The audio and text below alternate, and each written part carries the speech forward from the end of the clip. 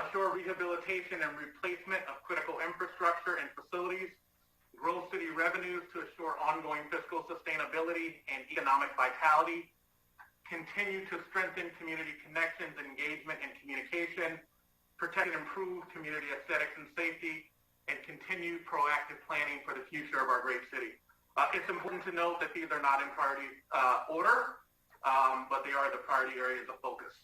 So your strategic initiatives for fiscal year 21-22, there are 42 individual initiatives.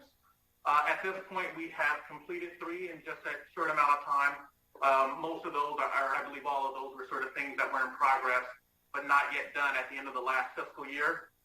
19 are active projects. 12 are anticipated to start later this fiscal year, and 8 are unlikely to start this fiscal year. And council will remember that some of the conversations we had around the strategic initiatives is that it was very appropriately setting a high bar, but a bar that I think we all recognize that the city does not have the bandwidth and the resources to begin all of them, and a number of them are unfunded.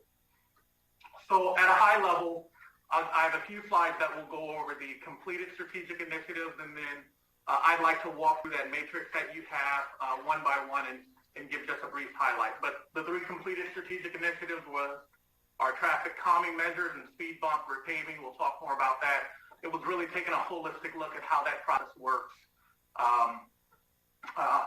Execution of our cost allocation plan and user fees, they'll take effect in just a few days in September 1.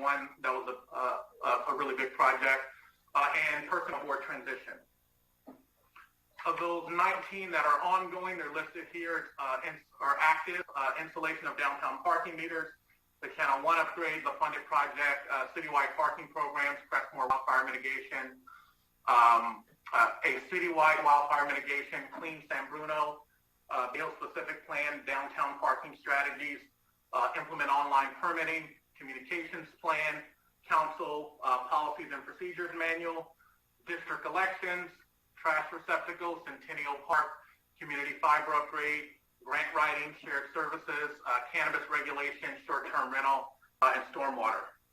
Of those that are anticipated to start later in this fiscal year, installation of the downtown parking meters. Actually, that was an active project. That must be a holdover. The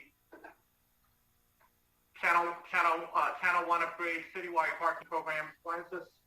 I'm sorry, that I didn't change. Anticipated to start later this fiscal year. Newspaper racks, water rate study, sewer rate study, the east-west street sweeping alignment, adoption of an affordable housing fund implementation plan, looking at affordable housing projects throughout the city in partnership with the development community, installation of temporary loading zones, economic development program, climate action plan, HART committee, TSPC review, and charter city with a focus on the real estate transfer tax. The initiatives unlikely to start this year is our downtown greening and landscaping plan, wayfinding signage, the summer and Saturday street closures potentially for downtown, small business attraction program, culture and arts committee review, citywide metrics, Posey Park improvement, and adopt a drain. I know Councilmember Medina will get up and provide the presentation, and there'll be a council discussion about a potential downtown ad hoc committee. As we were going through the strategic initiatives and looking at them, it was clear that a number of them actually relate to downtown. 20 of the 42 are actually related to downtown, either directly or indirectly. And so I wanted to call those out. It's installation of parking meters, wayfinding signage, the short-term parking strategies for downtown, the temporary loading zones, trash receptacles, newspaper racks, the downtown greening and landscaping plan, Posey Park, Centennial Park, cannabis regulations. I know a number of council members have talked about potentially having cannabis retailers in the downtown, certainly the street closures downtown, the east-west sweeping issue, while not solely related to downtown, certainly downtown is on the east side. Citywide parking programs, certainly effective in the downtown area. Cleaning San Bruno, again, indirectly related. Affordable housing, we've talked about having housing in the transit corridors plan downtown. and same thing with the partnerships with developers. Certainly economic development and that new position that the City Council approved related to downtown, small business attraction related to downtown. District elections I put there because should the City Council proceed with districts, there will certainly be a district that encompasses downtown, so potentially a greater focus there. And then Culture and Arts Committee review. We talked a lot about having more culture and arts and murals and things downtown. So again, I just wanted to highlight for council that a number of your initiatives, nearly half, are on some way related to downtown. So that concludes the PowerPoint presentation. I do want to sit down and pull up that the matrix that we provided to you.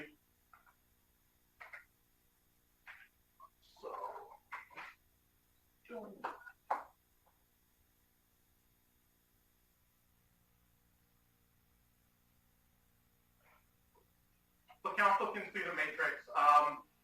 This is in order, not as I presented in the PowerPoint: active, likely to start, unlikely to start. This is in order of your priority areas of focus, and so just want to highlight a few of them that I know council has been interested in. Installation of parking meters. This project is linked with wayfinding signage, funded at $225,000. It's important to note that that is seed funding. As we investigate parking meters, the installation and cost to operate them cost to implement them may increase. There are various models that we're looking into. There's the purchase model, there's the lease model, there's the lease to purchase model. It has varying implementation costs, but that analysis is underway. With regard to wayfinding signage, this is on hold pending personnel and consultant resources, but also important, aligning to Initiative 1.1 for consistent parking signage throughout the downtown. So as we put together our parking plan for both on-street and off-street, having the wayfinding signage linked to that in a complementary way. Downtown trash receptacles. Council has talked a lot about this, and wanted to just highlight that that is an active project. The standard receptacles have been ordered. They're expected to be delivered in September.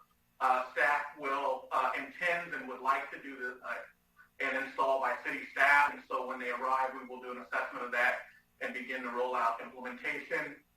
The newspaper rack project was initiated, but has been temporarily put on hold, and we do intend to reactivate that in QT.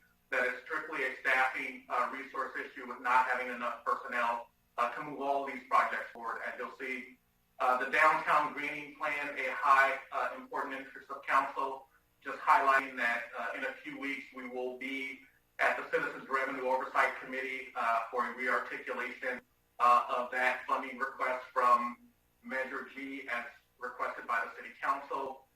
Colby Park, the council is aware that we have applied for a Measure K grant, that there's an unfunded portion there. Centennial Park improvements, a very important project in our downtown. We have hired a landscape architect. They are currently designing a park. We have expanded the boundaries of the improvements to include the walkway that's adjacent. So we don't make a beautiful plaza, but leave a unimproved walkway. And so when those designs come in, there is a plan to provide those both to the Park and Rec Commission and to the City Council with construction starting in early November, 60 days to completion, which means that we at this point are targeting completion by January 2022. And so no longer able to have those done in time for the holiday season this year. But very much still moving forward with that project. Traffic calming, this was a completed one. I'll just note that here for this item, there were revisions to the traffic calming toolkit that went to the TSPC committee in September of 2020. And additional work related to this topic will really occur with regard to Strategic Initiative 26.5, which the City Council wanted to undertake as a part of strong governance, a review of the TSPC committee. Also important to note that there was a recent committee meeting where 5 zones or 5 areas in the city went through an analysis for traffic calming measures. 1 was approved. The other 4 zones did not meet the thresholds, but important to know that the process is working. Adopt a Drain is on hold pending staff resources. We are on track, as we mentioned before, to release the grant for grant writing assistance. With regard to comprehensive fiscal sustainability, the City Council, I know, is aware of all of the work that we've done with regard to fiscal sustainability. The items that are listed here are simply those high-level items that we will be working on in this fiscal year. The Council has directed that we look at a city charter focused on the commercial transfer tax. This is anticipated to begin later this fiscal year. There have been a number of internal staff meetings on this already. The effort is currently unfunded. However, depending on the direction, we may be able to do that with existing staff resources. However, there will be questions that we will pose to the City Council, such as, do we want to undertake a likely voter poll?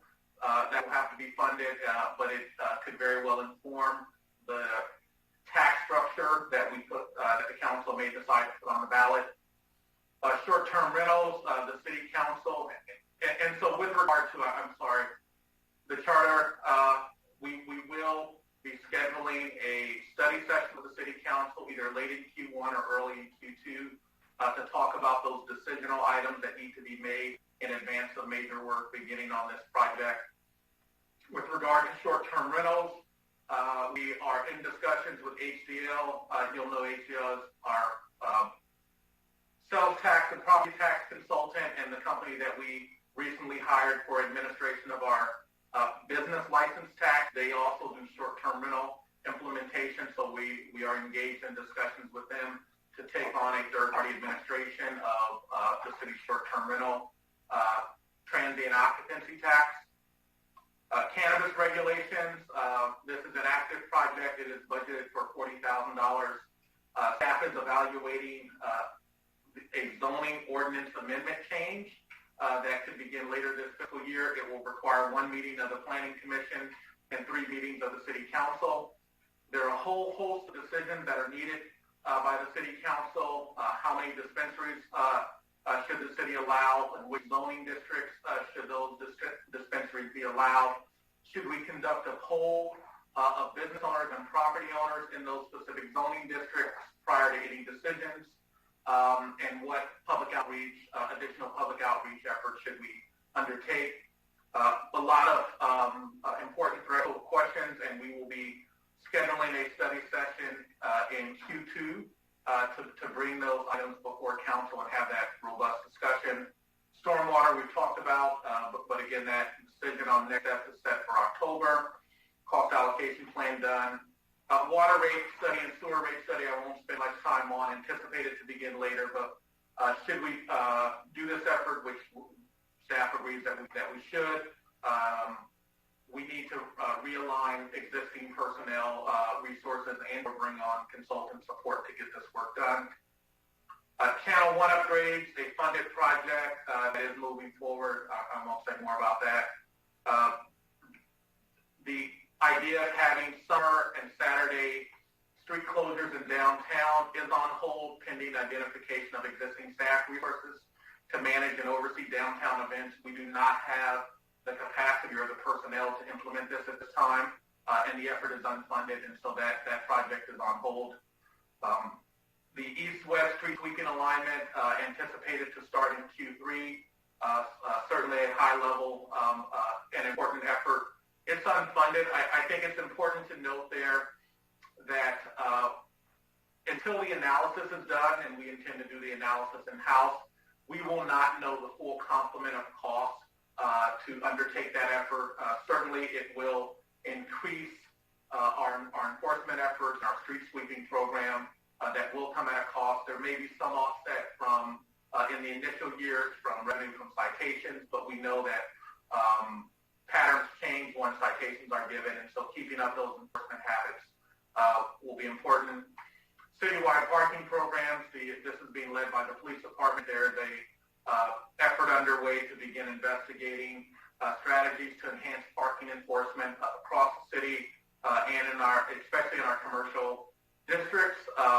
This will be linked to Initiative 1.1, which is the downtown parking meter program, because the enforcement of both on-street and off-street parking in the commercial areas and how we staff to do that really relates to how we increase parking enforcement citywide. Wildfire risk mitigation in Crestmore Canyon. I know Council is well aware of this project. I believe that the California Conservation Corps will resume their spikes to do wildfire mitigation in the next few months. In addition, there's that larger project to do mitigation throughout the canyon proper. Right now, we are centering on that 100-foot dispensable space clearing from all the structures at the top of the canyon. But as a part of that $3 million project, there is wildfire mitigation and also a plan to bring water to the existing service road that is in the canyon. So should there be a wildfire there, we will have a very easy water access. And so all of that requires a CEQA, California Environmental Quality Act work. And so we have retained a consultant and we'll begin working on that. The citywide wildfire mitigation project, well underway. What's actually not here is the work the staff undertook last fiscal year and this fiscal year in working with Caltrans for the wildfire mitigation work that's currently occurring in two phases. One phase concluded a few months ago. Another phase is active now, and they're clearing eucalyptus trees along the 280 off-ramp near the canyon by San Bruno Avenue. In addition, this project includes funding for a new inspector position that we are recruiting for and wildfire mitigation across various city-owned properties that is funded at $150,000 a year, but we'll need to increase. Our initial focus area is Crystal Springs Road. It's important to note that the brush and trees have encroached on the roadway. And currently, the fire trucks have to drive down close to the center lane due to the encroachment. And so not just the fire risk, but the public safety risk has elevated a clearing project for Crystal Springs Road to the top. Cleaning San Bruno, won't spend a ton of time on this, but because the council recently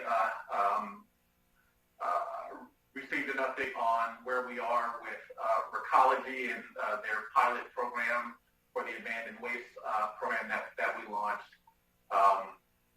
There are additional efforts related to this effort, such as the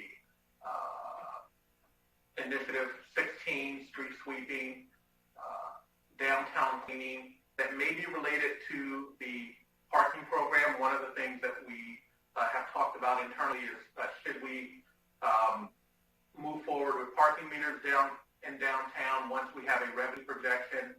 Will that revenue sustain increased cleaning downtown or potentially a downtown ambassadors program?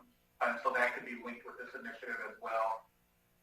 And also, of course, the trash receptacle project, Initiative 3.1, is linked to this initiative as well.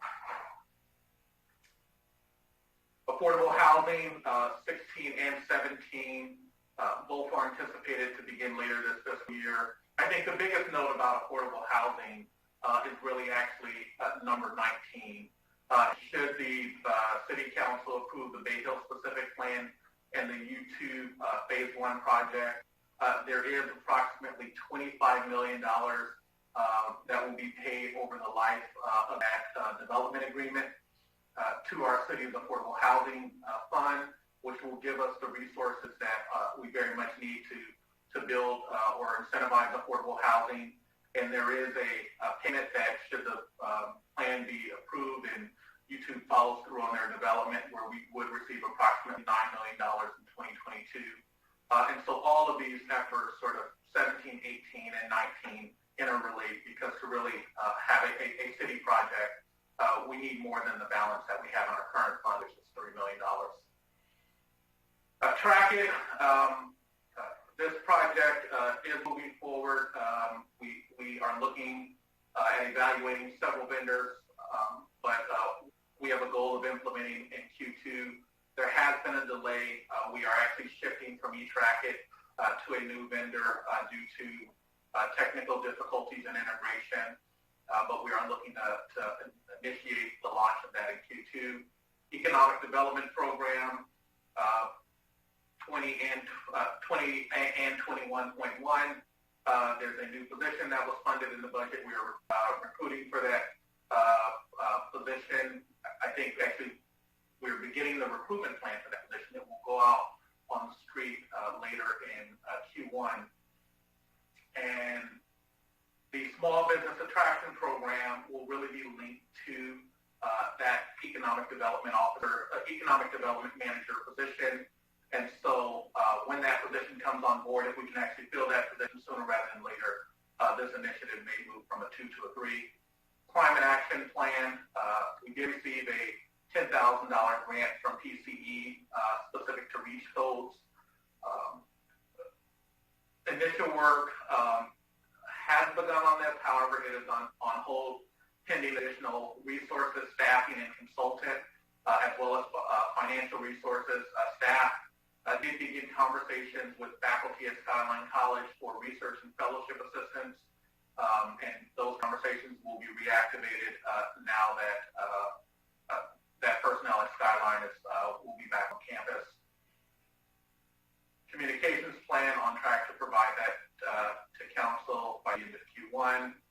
Council policies and procedures, looking to finalize that in September. We pending calendaring a final study session or two and final action by the City Council at our regular meeting. We did run into a delay on that, but we are reactivating that. Personnel board transition is complete.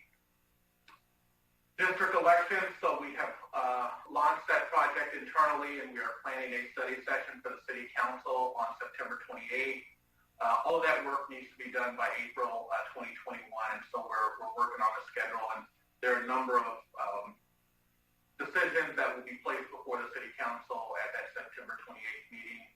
Heart Committee, we anticipate beginning that in Q2. TSBC, awaiting the hiring of a permanent public works director who will take on this initiative, anticipated to start in Q3 or Q4. And Cultural Arts Committee review is unlikely to start this fiscal year. It's pending identification of staff resources. We have what I think is the best person on staff to lead this. Their plate is currently full, but if we can offload some work there, we may be able to start. That has larger decisional staffing decisions that are before staff and the City Council. And then citywide metrics, an important project, but on hold pending identification of staff or consultant resources. I did mention to the City Council that we do not have the bandwidth to complete this project in large measure this year. We did begin by providing a report on the police department that provided a number of metrics, but a full comprehensive citywide performance metric project is not within our current bandwidth to provide this year. However, we will look at potentially bringing on a consultant to do that work, but that will come at a cost, and more on that as we proceed through the quarterly updates. And again, this was intended to be just a high-level update. I noticed a number of our department heads are here, and happy to answer any questions that the City Council has. Again, we will be providing quarterly updates and more detailed updates in the future. Thank you.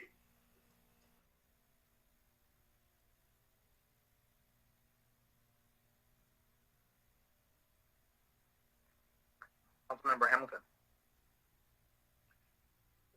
Thank you, City Manager, for the detailed report. I just have a couple of questions, high level, not getting down in the weeds.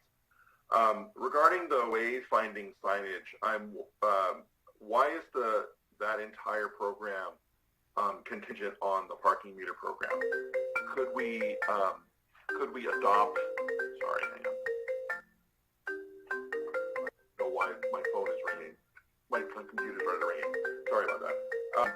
we adopt a design standard and develop signs to direct visitors toward our downtown from other areas of the city, and then within downtown point people to city lots, and then use that same design standard later to add more signs related to parking meters?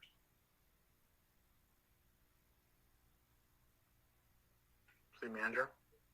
Sure. Is that possible to do? Absolutely. Do we have the staff resources to do that right now? No.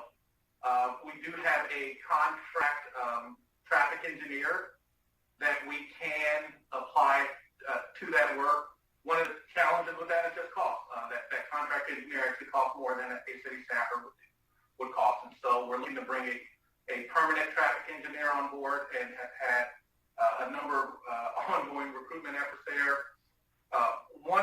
The reason why staff is recommending linking it to the parking meter project is to understand where we're going with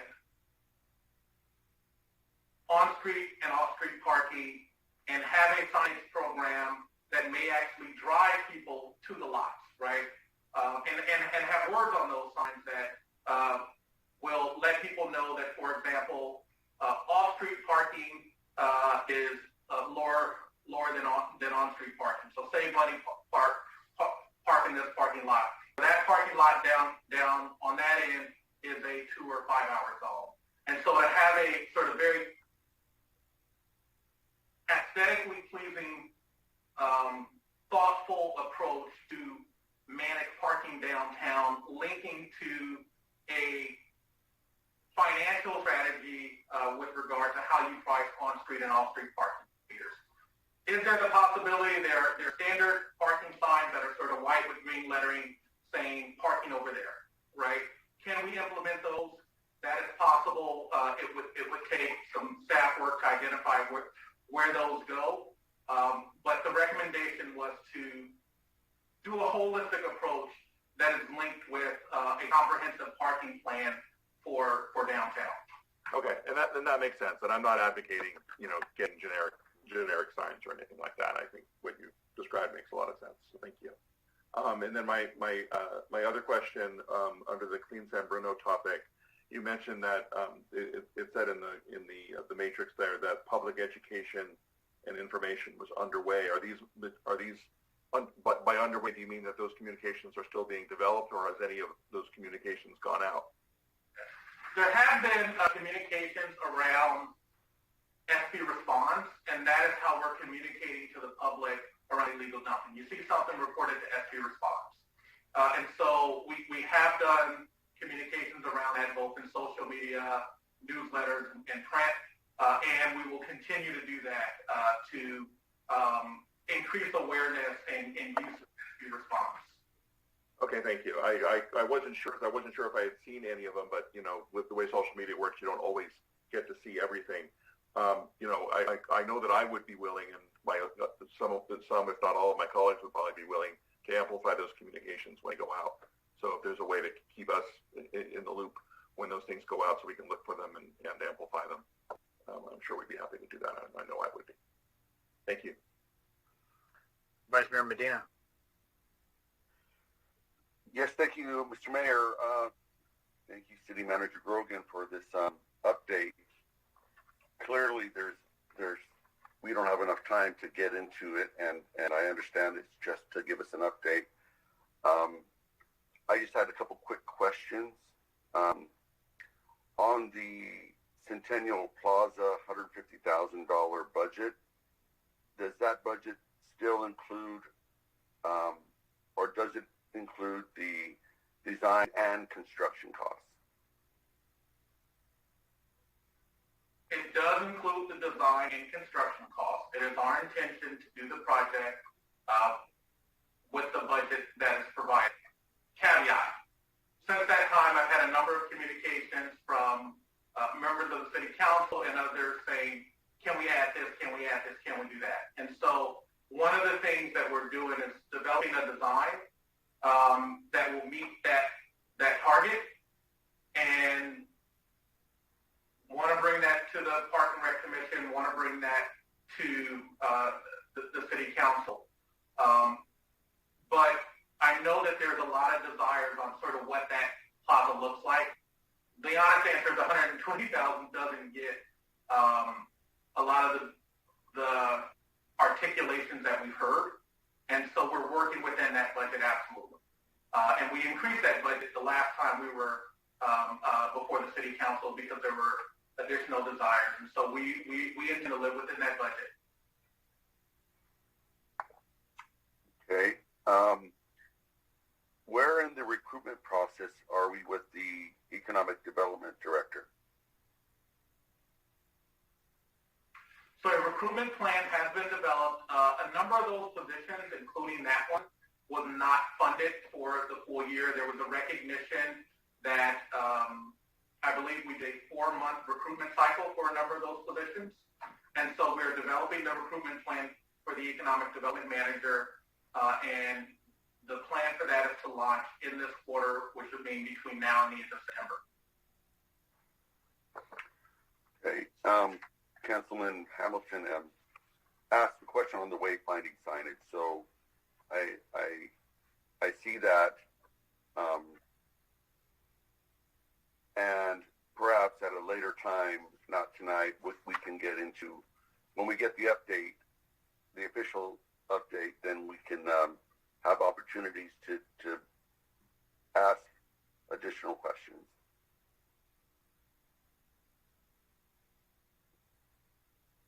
We don't have time tonight, and we just received this spreadsheet, today, so there was no way to be prepared to get into it. I with that said, clearly there's too much to do, and when we left this process, it was my intent or request that we would prioritize, and I believe we still need to do that. And so perhaps when we do have the official update, that we'll be able to do that better. So I'll leave my comments for now. Councilmember Mason.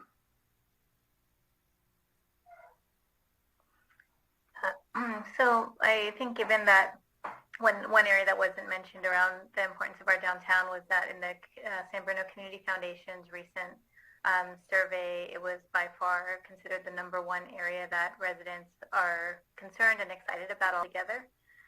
So I think what would help me to really understand where the city is prioritizing as far as operations go is we have a number of departments, and it seems like various departments might be able to focus on these different areas. So, Public Works is around the cleanliness, the police, code enforcement, community development, around the greening, to identify a priority area for each department, and then identify timelines for actual execution.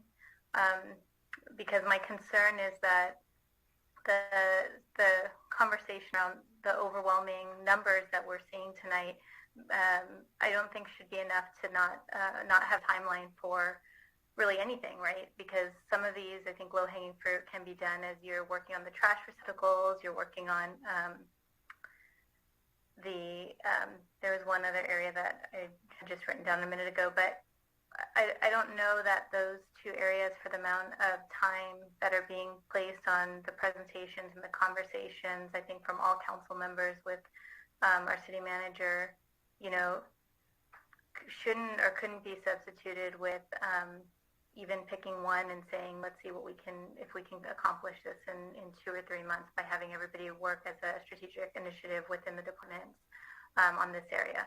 And I do understand that departments have to work together, not anything is one, but maybe having each department champion one area, because I just get concerned that the overwhelmingness is going to be used to kind of offset the responsibility that we all have to our community to improve our downtown.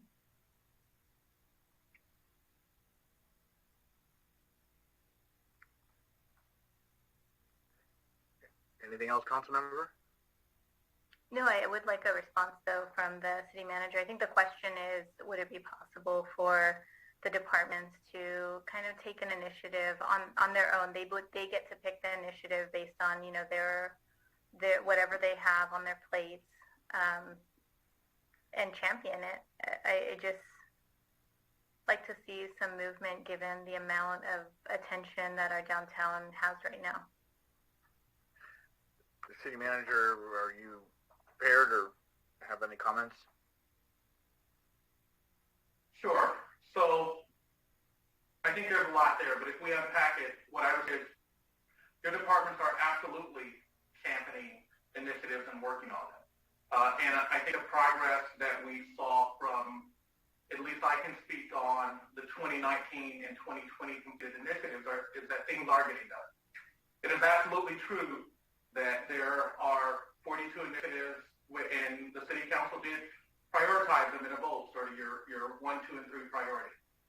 What's also true is that the various projects move at different schedules and a different cadence because they're all unique, and one person in one department will be working on this project, we across departmental project. Some are complex, some are not complex. So I think it's fair to say that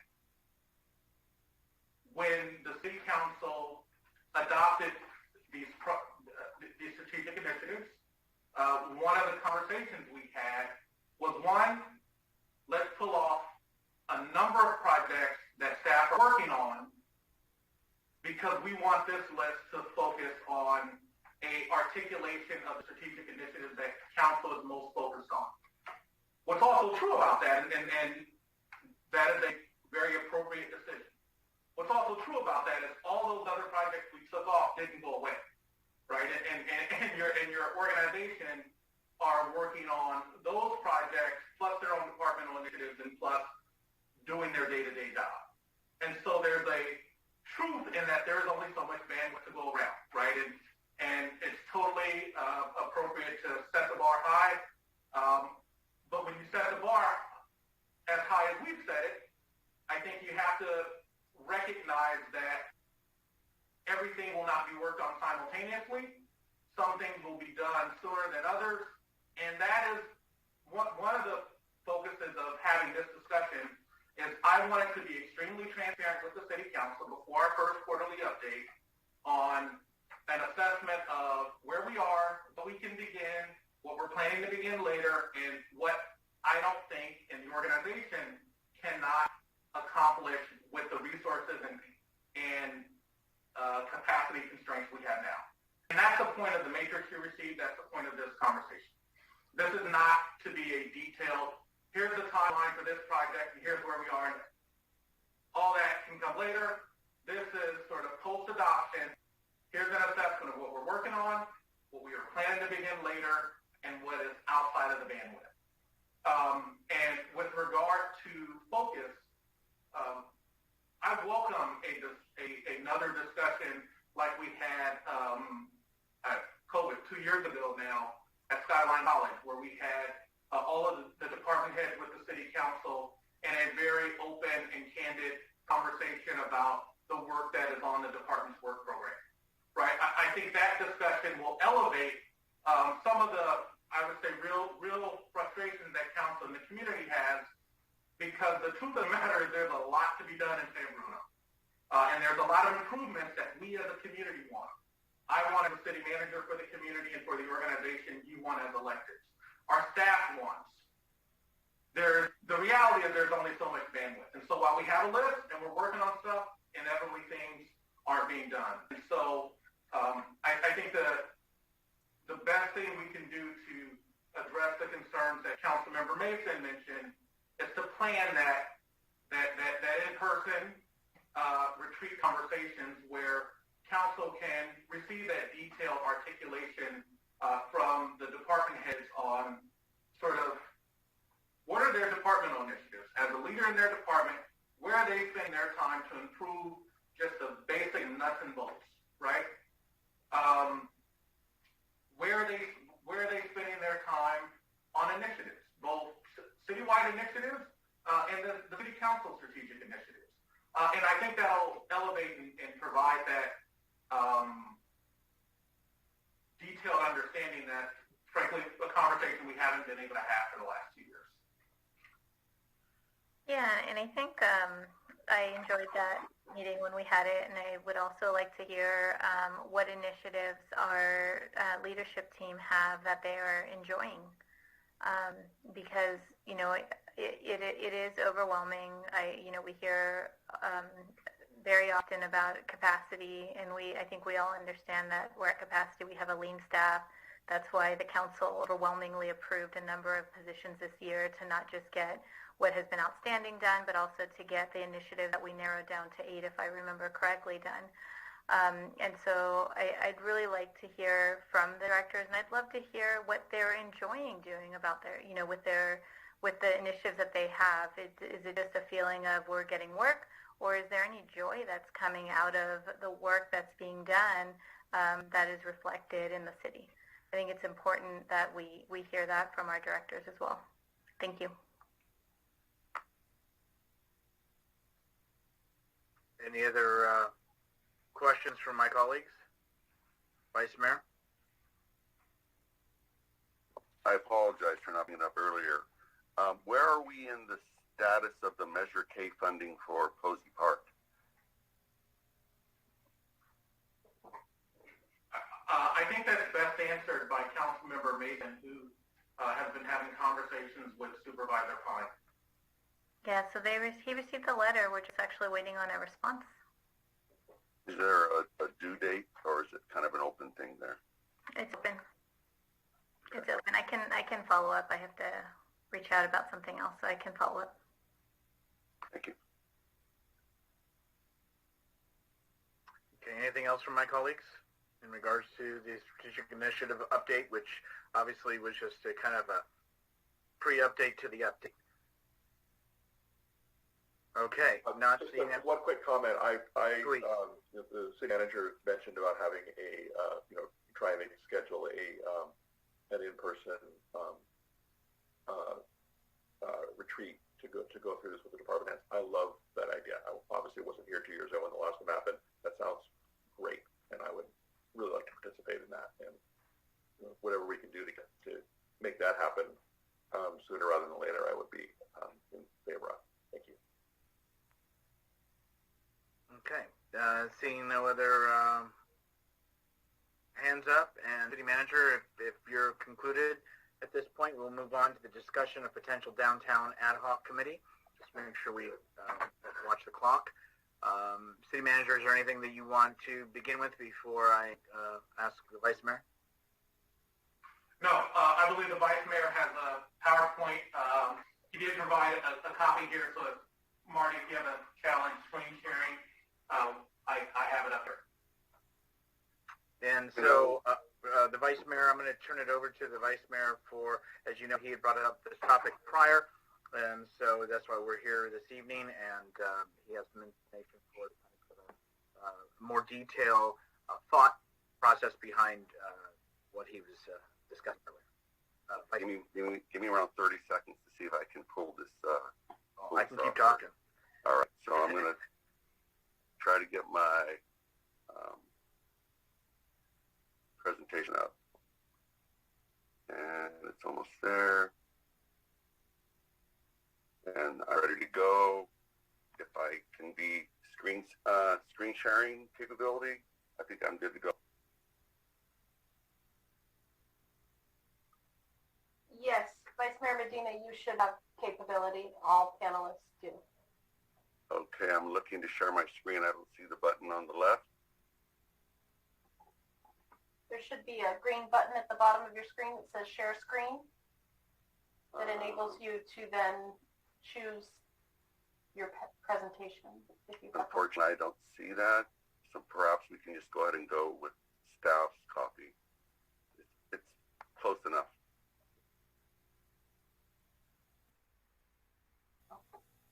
Perfect. Okay. Well, I first wanted to thank my colleagues for allowing this to get this far. As you all know, our community has been interested in improving our downtown for many years. So Next slide, please.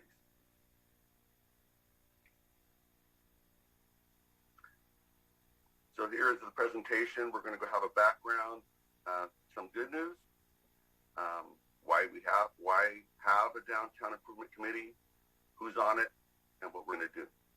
Next slide.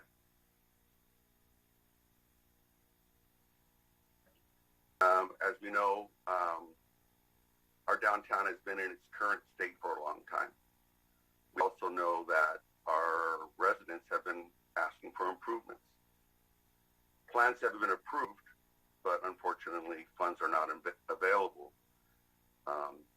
The parking structure, as identified in the downtown parking management plan, is $18 million in 2019 dollars, right? So with inflation,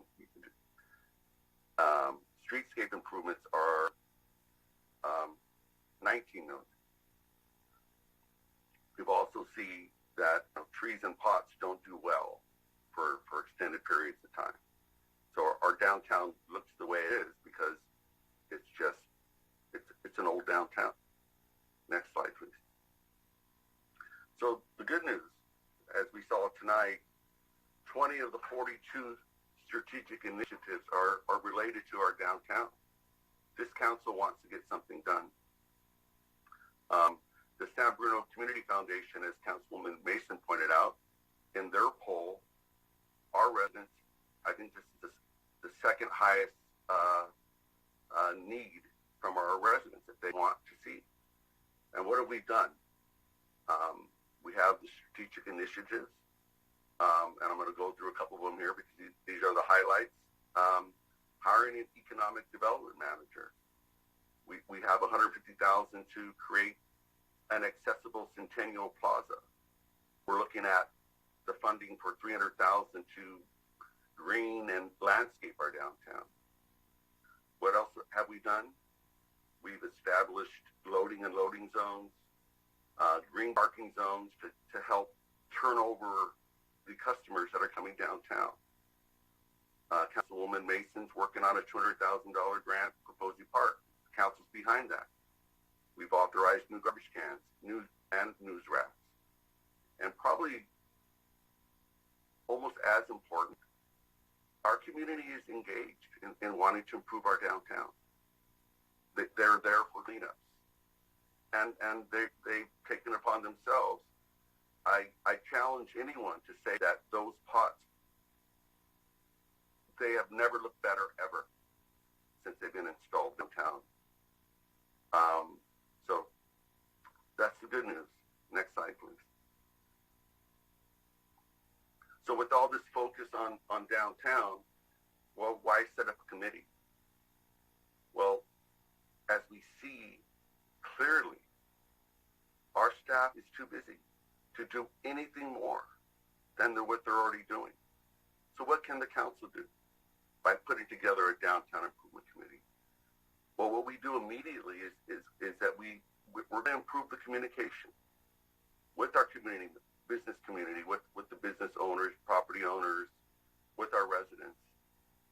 We're going to build relationships. And in these relationships, you start developing trust that we are there for our downtown. And I know we're going to get a question. I'll get a question, but about, well, what about the rest of our city?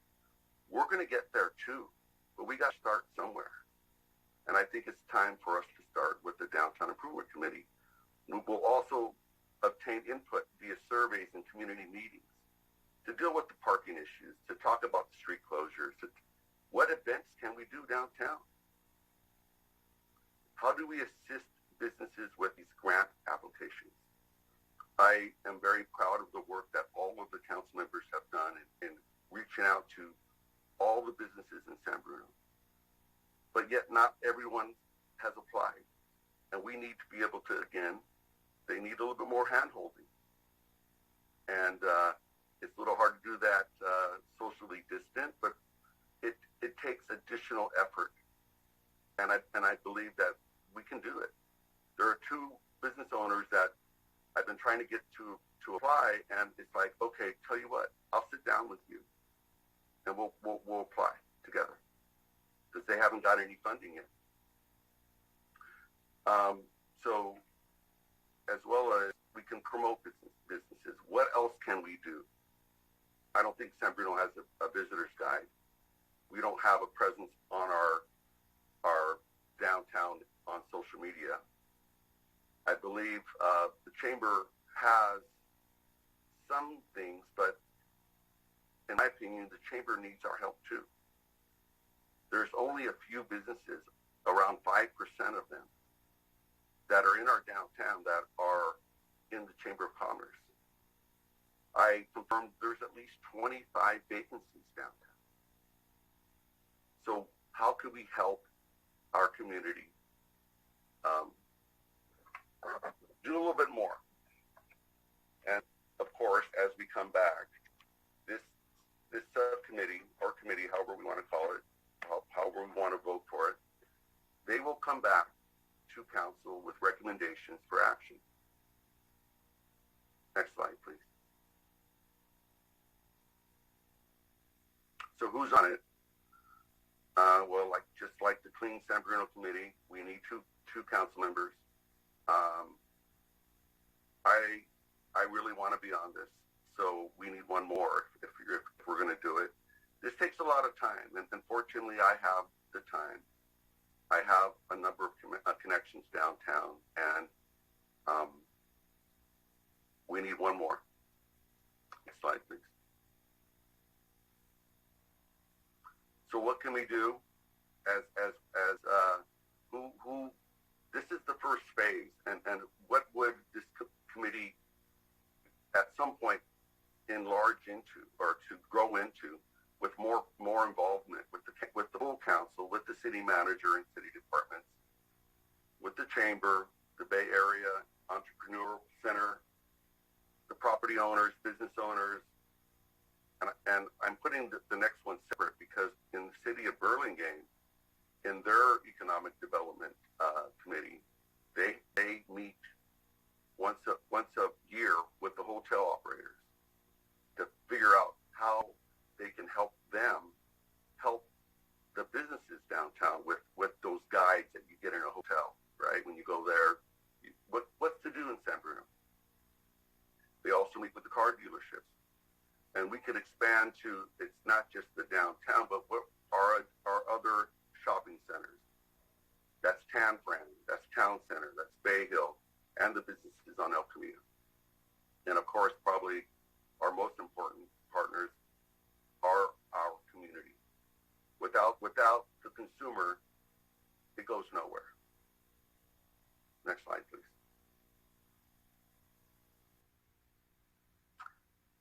There's an example of an amazing effort from a community member. That's one of our pots. Never looked better. Open to questions. Thank you.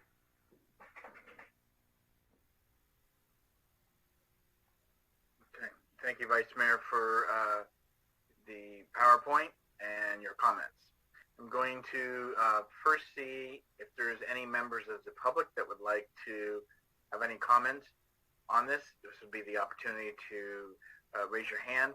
Now I'm going to move back to the council for questions to the Vice Mayor on the PowerPoint and his comments. All right, seeing no hands, we'll bring it back to council and any questions to the Vice Mayor.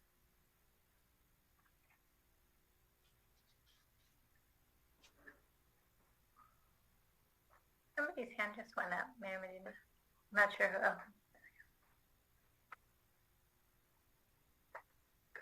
Is there any immediate questions? I'm going to give an opportunity for the public to raise hands. Any member of the council have any questions?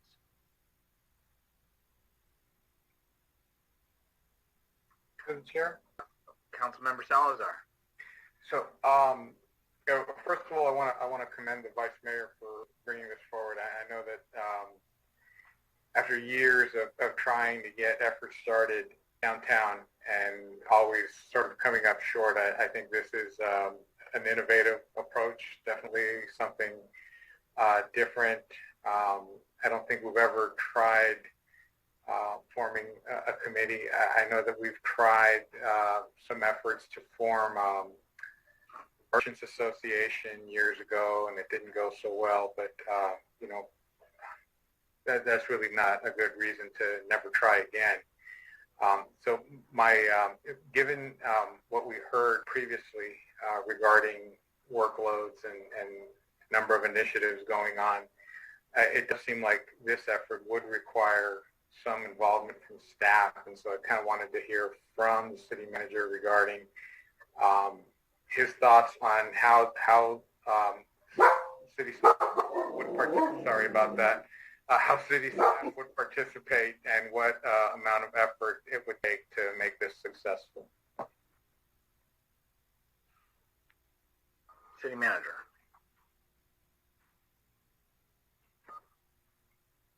Sure.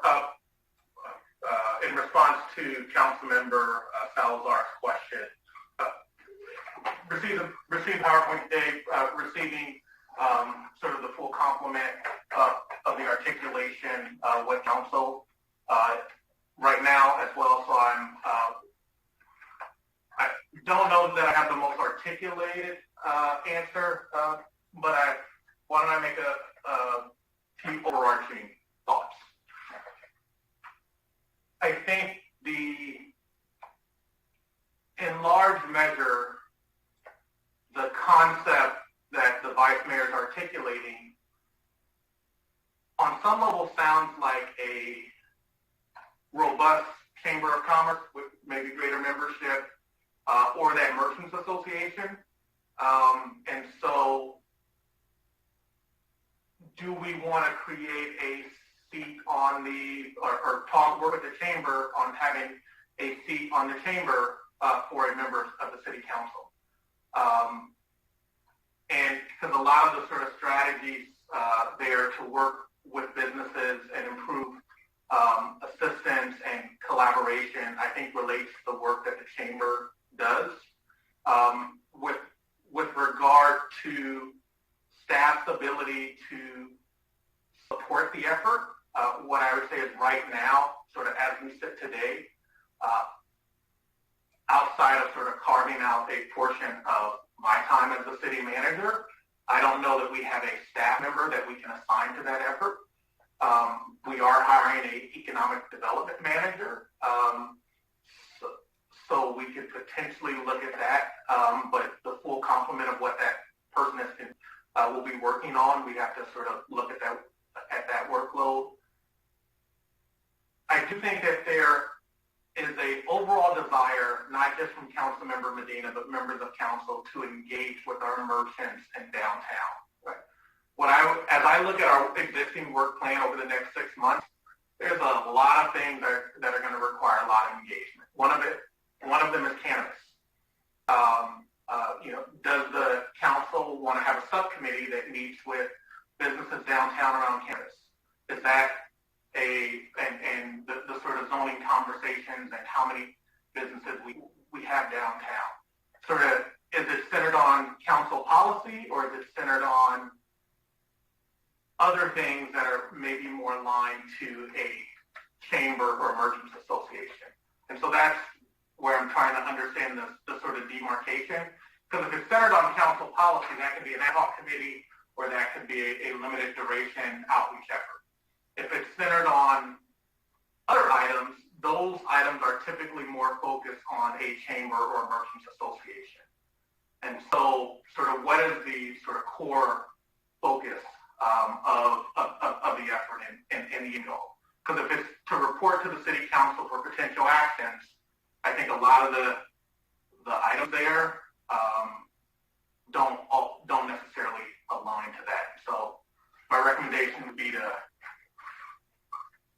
make it very focused and or think about structuring it as a partnership with other organizations that are focused on the business community and the merchant community. And I guess the last thought was also that should the city council go to district elections, you will have a district council member in that area to focus.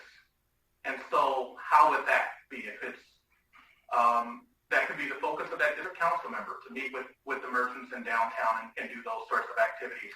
If you decide to have a committee, maybe it's the district council member and the mayor, because that's the sort of overarching You have that district council member and the mayor that serve the entire city. So are those the two people on the committee? Just some overarching thoughts as I sort of receive this with council. Thank you, Councilmember Hamilton. I'm going to call first. We have a member of the public, Nancy Foreman, and I see the only hand up at this time. So we'll, if I can, switch back to Ms. Foreman, hear from her, and then we'll bring it back to council. Then go to you, Mr. City Clerk, if you can bring in Nancy. Thank you. Can you hear me? Yes. Okay. Hi. Thanks for taking my call. I was trying to raise my hand and it was flipping in and out. To what Councilmember Medina is saying, and from having been downtown in the last 8 months, talking to a lot of merchants, talking to community people, I'm really passionate about having our merchants be heard. They're tired of hearing a runaround. We keep hearing you're going to do something. I hear that Councilmember Medina is offering to reach out and let these merchants know that they're being heard. We desperately need to come up with a win-win situation, and our merchants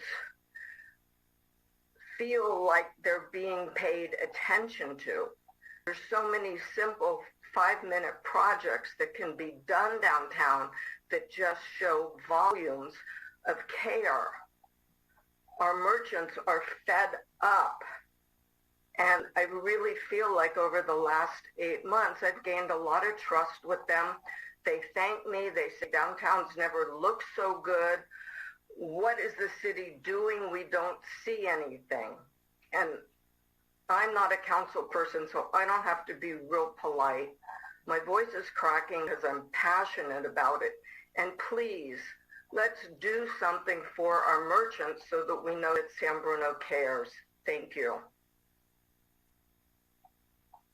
Thank you for your comments. And now we'll move to Councilmember Hamilton, please.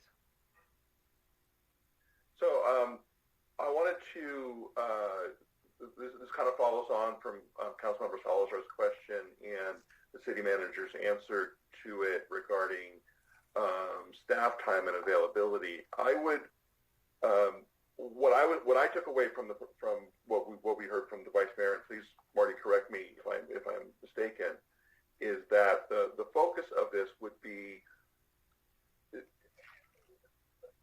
to do what we can as council members on this committee without involving staff, as much as possible. And if there were things that would eventually need to involve staff, that's where we talk about on that last bullet about providing recommendations to council for action, because we wouldn't be directing staff to do anything directly from this committee. It would have to come from the full council. So as far as going through and doing these individual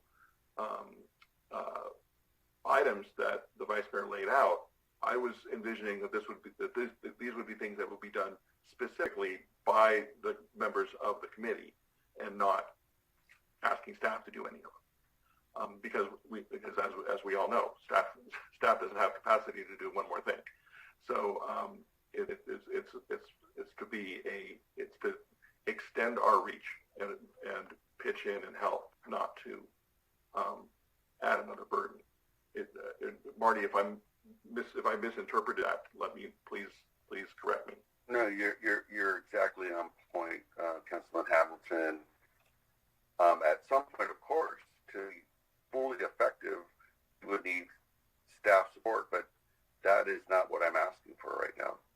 There's plenty to do with building a relationship with our downtown community. They don't know who we are. Yeah. I mean, even still today, you can walk into a store and you run into somebody and you're like, yeah, okay, I'm so-and-so. Like, oh, okay. Didn't know you. Like, that's okay, Don't wear my badge around town. I think it would be important, my other point that I wanted to make, I think it would be important that it also is not just a guerrilla effort that's being done without any communication. I think it would be important to keep to keep staff through communicating directly through the city manager's office of what this committee is doing, just so that we don't step on toes or cause any conflicts or whatever. Just full transparency about what's happening. But as far as the actual boots on the ground effort, it would be from the council members to start with. The intent, Councilman Hamilton, the intent would be almost exactly how you and I worked together on the Clean San Bruno committee. We would have Zoom meetings until we could meet safely, really safely in person. Those meetings would be recorded, available to our staff. We have bi-weekly updates with our city manager, and we're happy to share everything that we're working on, open to suggestions. This is going to be a truly transparent process. There are 5 businesses that I identified that are in the chamber currently downtown. That's in the less than 5%. So we can assist our chamber. As we all know, there's been a number of changes in the chamber, and they were making great progress and then got hit by COVID, just like everybody else. And all those efforts went away, and now we have somebody new. So, this won't take much staff time. Very, very, very little, other than giving an update. And when any time is needed, then I understand the process. We come back, report back out to the council, and ask for action. But this is primarily at this point is obtaining the input and building those relationships, getting those grant applications out again. We gave one, the whole council gave one to everyone, every business owner in San Bruno just about, and yet not everybody applied. And this next round of funding is specifically for those that haven't received that funding. So, yes, thank you for your question. Councilmember Mason. Yeah, so I just want to thank Vice Mayor Medina for bringing this to us. Vice Mayor Medina has been a huge champion for downtown, I think, for as long as I've known him. I am wondering, I like the idea of an improvement committee. I think my concern is that between the downtown being listed as top priority with the community foundation, the city identifying it as one of the top priorities as well through our initiatives, and then I'm not sure if everybody knows, but I reached out to the San Mateo County Silicon Valley Tourist Association, who wrote a great article about San Bruno entitled Unique Places to Visit in the Bay Area, San Bruno. And it is actually the #1 clicked blog that they have right now on their site, followed by the Examiner's August 9th article, Neighborhood Shops Thrive in San Bruno's Eclectic Downtown, How Long Will It Last? So there's definitely attention being placed on our, I think very quaint and beautiful downtown, and trying to figure out how we can enhance what we have is really, I think, the priority right now. So my suggestion would be that in lieu of having kind of this broad committee that brings back recommendations that I think honestly are going to be largely what are already recommended, to take what's already been advised, like for example, take the streetscape plan and use the committee to gather the merchants and say, within the streetscape plan, which would be your priorities today? I would also say that the committee members selected should be assigned to attend the chamber meetings. One of our neighboring cities, when I started calling around to find out what chambers are doing there, actually has 2 council members attend every chamber meeting. And it was established years ago to make sure that the chamber is aware that the city council is there to assist them, to support them, and also have a chamber that that is advocating for their merchants in the ways that most benefit the merchants, right? And I know our chamber has struggled, but hopefully they'll come out of this, the COVID, like all the other, like everybody else, everybody's struggling right now. So really my 2 suggestions would be to really narrow this down to saying we have a streetscape plan, sharing it with the merchants. I've had meetings with the merchants, and I can honestly say that I think a lot of merchants are not familiar with the streetscape plan. So I think that would be the first part. And then within the streetscape plan, what do the merchants want to see as priorities? And then the second part would be the same committee would be responsible to attending the Chamber of Commerce meetings. And then I would say, let's see how that comes out, and then maybe that could be expanded to another project. But I think that way we're really starting to lean in on what are going to be our priorities and, a checklist to start really fixing and seeing a visible improvement downtown. But thank you for bringing this to us. Once again, as I started, thank you for your time and effort, and we've taken our walks, and so and watched you water and other things. So the passion is obviously there. So thank you, Marty. Vice Mayor. I know you had mentioned also there's, I believe, if I heard correctly, like 20 of the 42 initiatives have something to do with downtown in some respect. So what I certainly don't want to do is duplicate and have too many of us going over things. So, some folks may not know that the council has taken some of the streetscapes and said, okay, let's do newspaper recs, let's do trash receptacles. Maybe they don't know about Centennial Plaza. So it's probably an educational aspect that I think is a reach out and let them know. I think Councilmember Mason about the streetscape plan is kind of good to see that. And of course, it takes money. Community benefits will come in at some points. And so maybe there's some opportunities.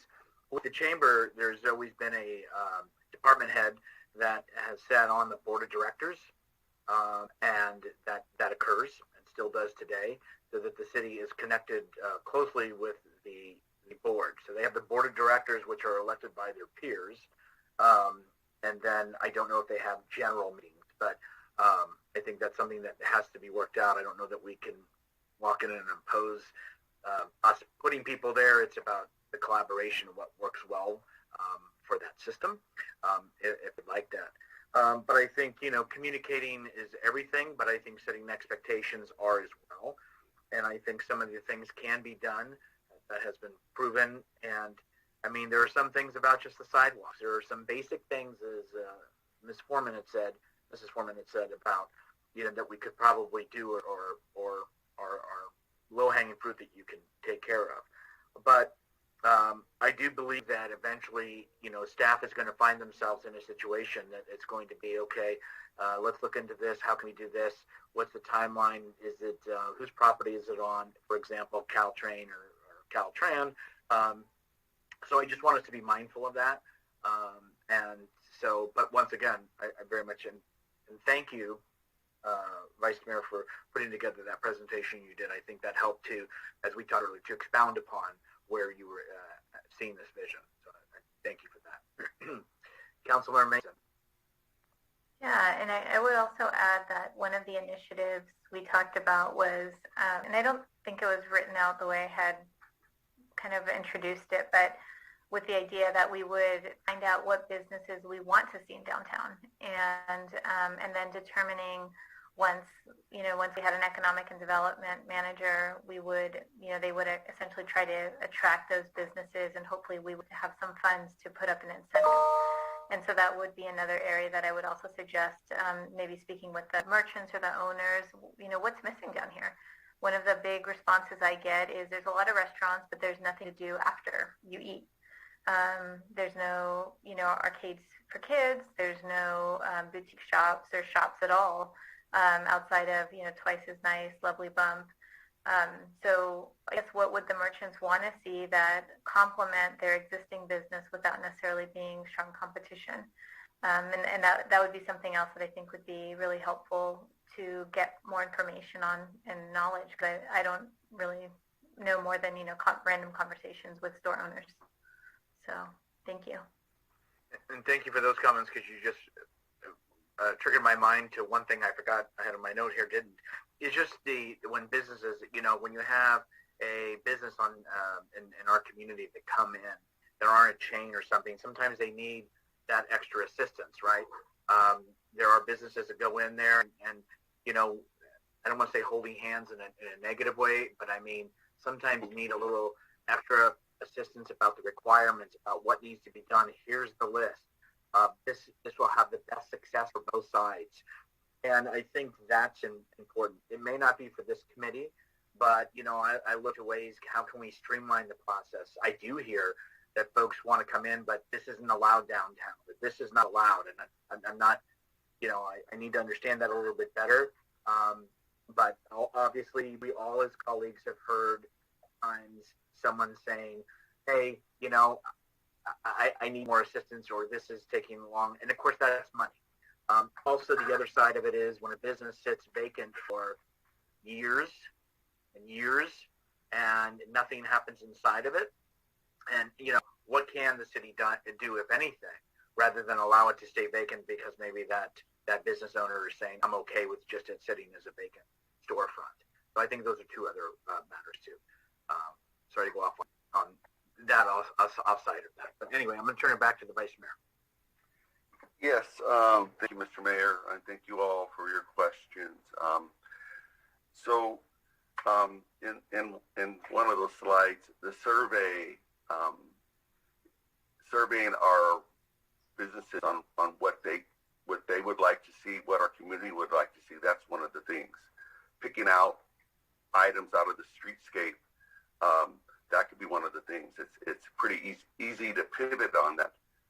The primary thing, though, is that we need to communicate. When we are proposing a parking zone, and we need to be able to make sure that our businesses understand what's going on, and making sure that they're involved, and perhaps they're not as involved as they would, as we all would like them to be. They're really, really busy. They're struggling keeping their businesses open, and I think this is the right time to start these conversations. It's not going to take staff much time at all, and let's say in 3 months report back what we found out so far with these different surveys, with these different meetings. Our city manager will be updated every other week, probably even more often if he would like. But there are 23 vacancies downtown, right? What can we do to help get the word out on social media, letting people know, hey, at hold on a second, at 675, there's a vacancy. It's this many square feet. It's here's a picture of it. It was previously a restaurant. It's ready to go, and sharing that information with our community, doing more than we're doing now, which isn't too much outside of what our staff is already working on. I'm not trying to duplicate any of that effort. I can't. This is about reaching out to our community and building these relationships with the additional support, knowing that we're on an improvement committee. And we're going to invite everybody. We'll invite everybody to figure out if we need to do it block by block, we could do it like that. Because it's hard when you own a business, and if you come up downtown, you'll see the majority of them need help, right? They need staff. This COVID has wiped out a lot of people that are not interested in returning to these jobs. And the help wanted signs are up there, and it's very difficult to get people to kind of want to come back to take those jobs. People figured out they could do something else. So anyhow, I thank you all for your time. I'm open to work with anyone. But I think it's really time for us to move forward, and I'm hoping for the support to start this committee and to reach into our community and hit the ground running. Thank you. Thank you, Vice Mayor, and to be mindful of time. What I think would need to be done too is ad hoc versus just two council members. Talks about noticing and talks about the process. So I want to be mindful of that. The city manager articulated that he again is receiving this, so I want him to have a little time to digest that with you maybe, and come up.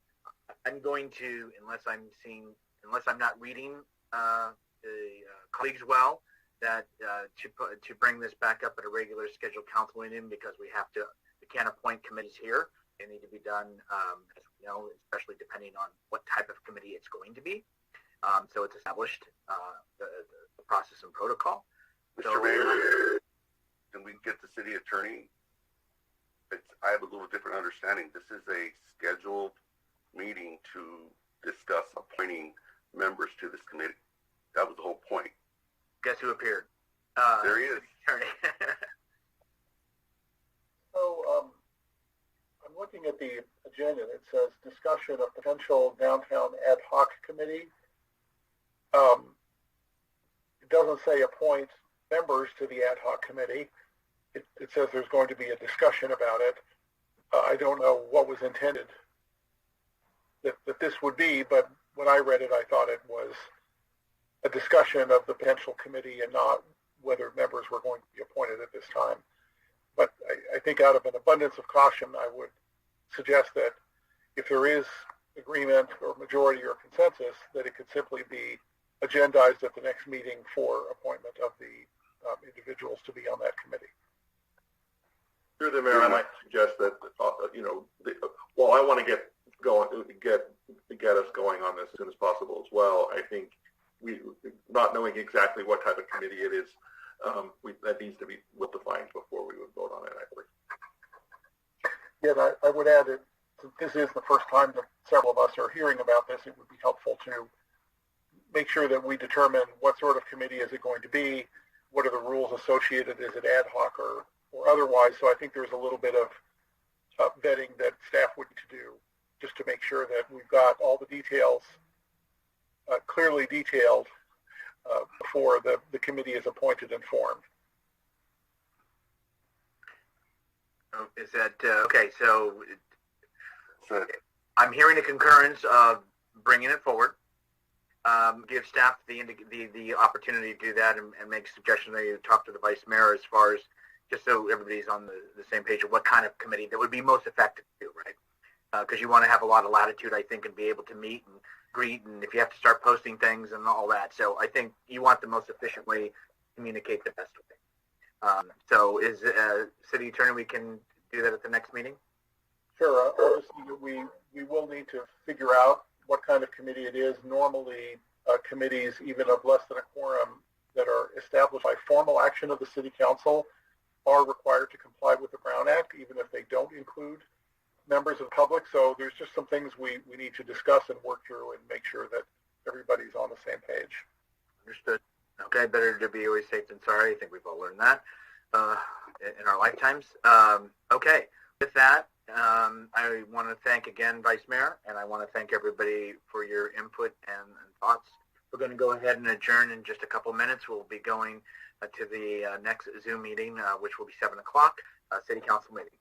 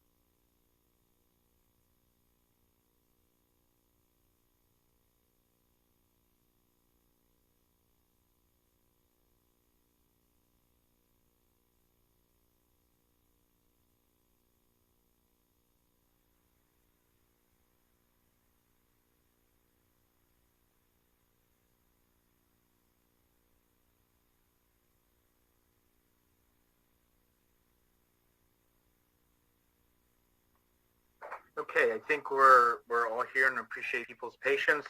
We were just having to switch from one Zoom meeting to the next. Why don't we go ahead and call the San Bruno City Council meeting of August 24th, 2021 to order and ask for roll call, please. Councilmember Hamilton? Here. Councilmember Mason? Here. Councilmember Salazar? Here. Vice Mayor Marty Medina? Here. Mayor Rico Medina? Here. If Mr. Espinoza, I see that you are here. Could you be so kind with short notice to lead us in the Pledge of Allegiance this evening? Absolutely. Thank you, sir. Thank you for that opportunity. I pledge allegiance to the flag of the United States of America and to the republic for which it stands, one nation, under God, indivisible, with liberty and justice for all. Thank you very much, Mr. Superintendent. I appreciate it. We'll go ahead and move on to public comments for items not on the agenda. Individuals will be allowed up to 3 minutes. It is council policy to refer matters raised in this forum to staff for investigation and or action where appropriate. The Brown Act prohibits the council from discussing or acting upon any matter not agendized pursuant to state law. If there are any members of the public that would like to speak, if you could raise your hand at this time, and we will have the city clerk bring you in. And first, it will be Mr. Evangelist, please. Jim Evangelist? Hello? Hello, Jim, whenever you're ready. All right. August 15th, I emailed a letter to Mayor Medina because I was very concerned about something. So I'm going to read it to you now so that all 5 members get to hear this together. Dear Mayor Rico Medina, I am addressing you in a very formal manner, Mayor Medina, because I am very concerned about the welfare of our city workforce in respect to COVID today. I watched as many decisions were made by the city manager to protect and make whole our city workforce. I'm not here to debate the wisdom of those decisions. I am writing you to express concern over current policy and ask for answers to questions related to policies that should be in place to safeguard our city workforce. I would like to know how many of our city employees have been vaccinated. This question is especially important in light of the fact many city employees were given emergency priority access to these vaccines. I want to know how many employees chose not to receive the vaccines and what measures are being taken by the city manager to prevent these employees from infecting other employees and the public. I continue to see employees driving with more than one person in the vehicle without masks. I want you to convince me and the public there are measures in place that ensure the unvaccinated are not in a position to infect fellow employees or the public. Now is the time to show leadership and set standards that will protect city employees from each other and protect the public from city employees. Aggressive measures are being implemented in the private sector and public sector across the country. I want to be assured the city of San Bruno is picking up the slow pace it has demonstrated so far in its response to COVID. I am not satisfied with an employee driving 6 hours to secure 15 gallons of disinfectant or sending a large number of employees home at full salary and have a reserve workforce. I am looking for there to be verifiable policies in place that will protect employees from each other and still perform the services they are being paid to provide.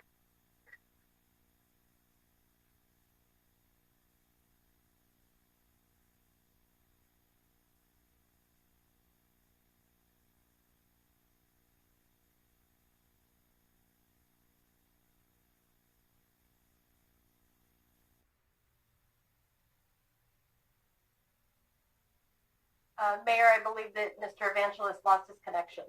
Okay. All right. Thank you, Mr. Evangelist, for your comments. Are there any other members of the public? There are no other hands raised from the public. Okay. Then thank you, and we will move on to announcements and presentations. First item, receive from the San Bruno Park School District update from the Superintendent, Jose Espinoza. Thank you for leading the pledge. And I will say, as we turn it over to you, as far as this is not your first time before us, and I appreciate you being here again, but also it's been a very daunting and challenging time for superintendents, educators, trustees. So thank you for the work that you've been doing, and I'm sure you have been busy. And so welcome, and we will turn it over to you, sir. Thank you, Mayor Medina, and thank you, City Council and City Manager Grogan, for inviting me and giving me a few minutes just to give you a short update. And I do have a slide deck, so if I can share my screen. Yes, you should be able to share your screen. Awesome, thank you. All right, so today I'll just talk a little bit about, the start of our school year and what we have been doing so far. As we ended last school year, and as vaccinations were being, they were more available for a lot, more of our population. Schools, our school district specifically, but all schools, we're not planning for any type of having a plan on returning back to school. But unfortunately, as we are all aware, the COVID, the new COVID strain started to spread a lot faster than I think anybody expected. And school districts had to respond to that, just like we are responding to it at this point. And we're actually still in the middle of responding to some of the changes that have come our way. But today I'm going to talk a little bit about what we've been doing so far. But I'd like to start with some gratitude first. Our school district is thankful for our teachers and our staff who continue to show up and go above and beyond, even though they are one of the lowest paid. We are one of the lowest paid districts in San Mateo County.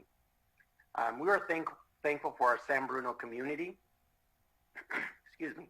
We are thankful for our San Bruno community, including our PTAs, our PTO, our San Bruno Education Foundation, the Lions Club, Rotary, and local business partners who continue to step up and support our school district since I've arrived, definitely, but I know way before then as well.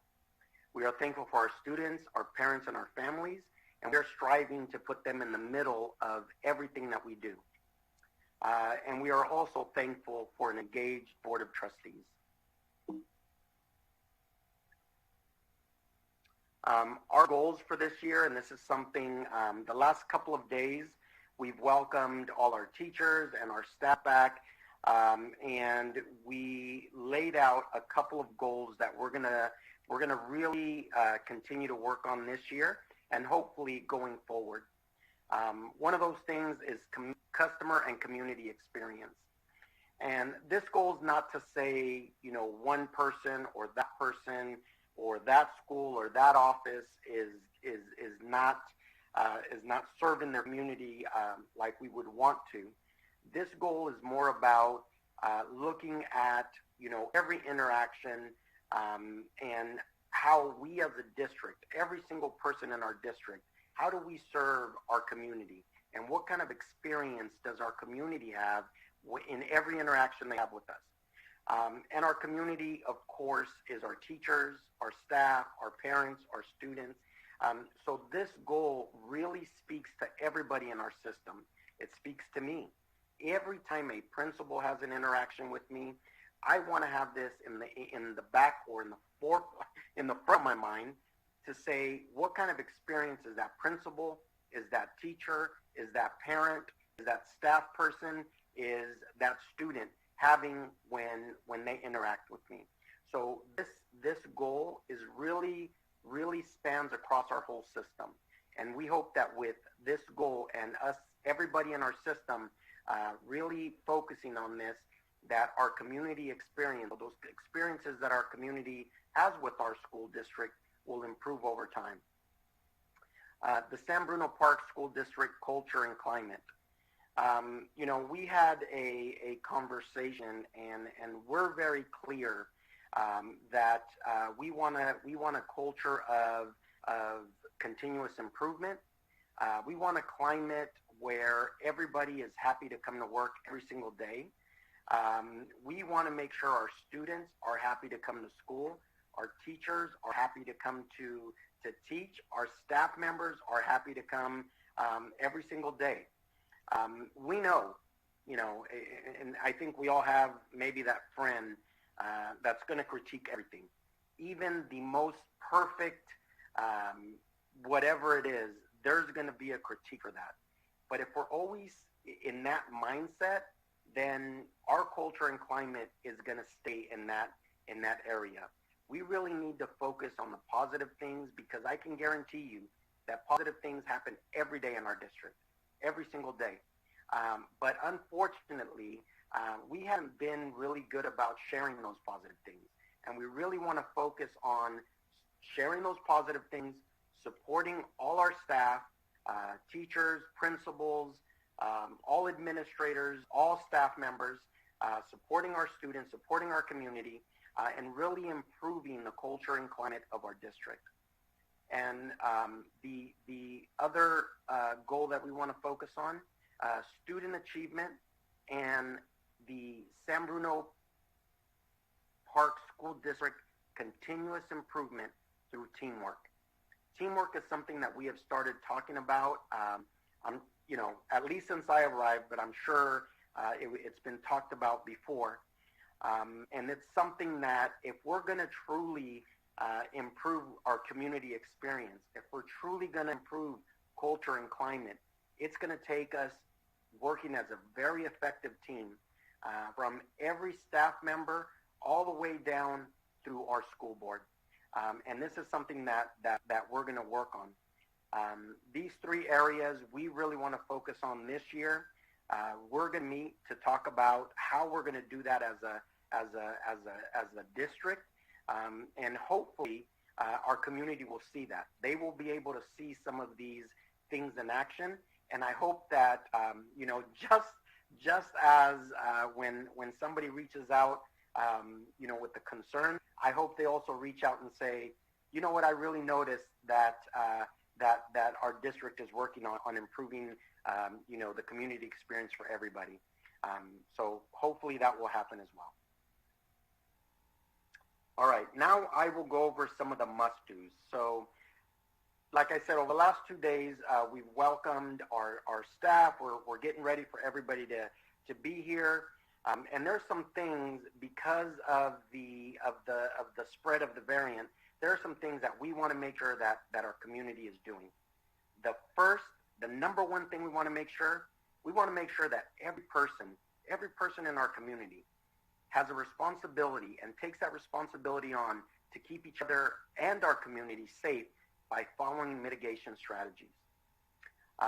Just knowing that, hey, I'm responsible for myself, for my family, for our school district, for the greater San Bruno community, to make sure I'm following these mitigation strategies. We want to make sure that everybody's monitoring their family's health and keeping their children at home if they're experiencing any COVID-related symptoms. And I will share this presentation, because there's a link to what are some symptoms that are there. I have a couple links here, so I'll share the presentation, and you guys can post it on your agenda, hopefully. We want to make sure that everybody's completing a symptom screen daily. All students, before they come, or parents, before students come to school, should complete a symptom screener for those students. And we're really going to, our schools, our district is really going to, keep reminding everybody. And we really hope that everybody remembers in the morning and does their symptom screener, so that we know that we are monitoring the health, and we're monitoring symptoms, and we're not accidentally spreading the variant when it's not necessary, or it's never necessary, but we're not accidentally doing that. We want to make sure that anybody that comes to our campuses are wearing protective masks while on any of our campuses, not just while you're indoors, but anytime on our campus, we're asking that you wear protective masks. And last but not least, we're asking that everybody follow the San Bruno Park School District Plan for In-Person Instruction, which we've emailed out to everybody. I believe next week, and I think it's on Wednesday, we're going to have a question and answer for our community around our plan for in-person instruction. But it's also posted on our website, and there's a link here, so hopefully everybody will be able to see that and view it. Some of the things that are in process now, vaccination verification. There was a change that the governor signed that said, that we need to, that everybody should be vaccinated, and individuals that are choosing not to be vaccinated, they're going to be tested weekly. Currently, our district is in the middle of verifying all our staff members' vaccination status, and then putting in a plan for anybody not vaccinated to test weekly. And I'm happy to report that the last kind of numbers that I've seen, we do have a very high number of vaccinations. I believe we had about 70 people that had already turned in their verification. And out of those 70, we had about 3 that were not vaccinated. So we're really happy about that. We're in the middle of working out a testing plan. Originally, when we first went into summer, our plan was to do response testing, which means if we had a student or a staff member that started to display symptoms at the school site, we could give them a rapid test. If the rapid test was positive, then we would refer them out to test with their own physician. Since then, there's been a little bit of a, since the variant has spread, that has changed. So now we're working on the plan to, number one, still test those that may start to show symptoms while at school, but number two, also just a weekly testing plan. And what we're going to do is we're working with the state on a pooled testing plan, which means the state is going to come in, or not the state themselves, but they're going to assign a company to come into our district, test a classroom. If anybody in that classroom is positive, then they will come back. They will do individual testing, and then they will also do contact tracing and notify anybody affected by that. So that's the plan we're working on now. And as soon as we have all of that verified, we're going to share that plan with our community. Ventilation. We're working to really improve our ventilation across our district. We have some very old buildings, and we have some work that needs to be done. I believe we might be the work that we've just contracted with somebody to come in and make sure that all our filters are updated, they're changed, and they're ready for the school year. I believe that's complete, or else we're really, really close to completing that. But we did contract with an outside vendor to come in and ensure that our ventilation, the way that it is right now, is as good as we can have it. We are also looking at other avenues, grants possibly to update some of our ventilation systems. But in the meantime, we've also purchased air purifiers for every classroom. Now, when we purchased these air purifiers, they didn't have enough for us to purchase them for our cafeterias, for our libraries, all the common spaces. And I believe we have already put in an order for those, or we're in the process of doing that. We hope to receive those as soon as possible. Independent study, another curveball that came at us pretty quickly. We are finalizing our independent study program, and we have roughly 40 students that or families that have requested independent study, and we're working through the request. Independent study was really intended to serve students that had any health concerns, and we're working through the families that have requested that to ensure that we're serving the community that it was intended for. And we're working directly with the families that have requested independent study. All right, our commitment, last but not least. Our district firmly believes that strong public schools are a foundational part of every strong community. Every staff member in the San Bruno Park School District is committed to give their best daily to support our students, families, and the San Bruno community. And we are striving to make the improvements we need so that our city is proud of their school district. Thank you.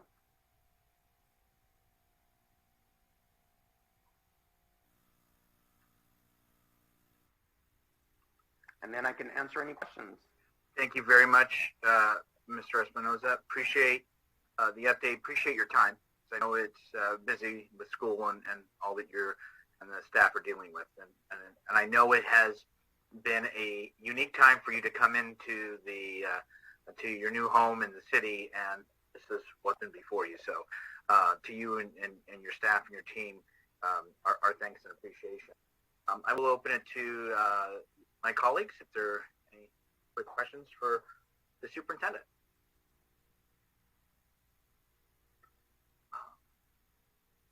May I please start with Councilmember Mason? Thank you. I just wanted to thank the superintendent for his comments. There was an article a couple of months ago saying that probably the hardest job throughout COVID has been that of a school superintendent, followed by staff. So thank you. And we just got our teacher assignments this morning. The communication this past week has been, really great around email in multiple languages. And I just want to say that I think as a city we should appreciate it, and we appreciate the effort to improve communication through email, through social media, through all of the apps that are on our phones now. Thank you, and we look forward to hopefully a better year than last year.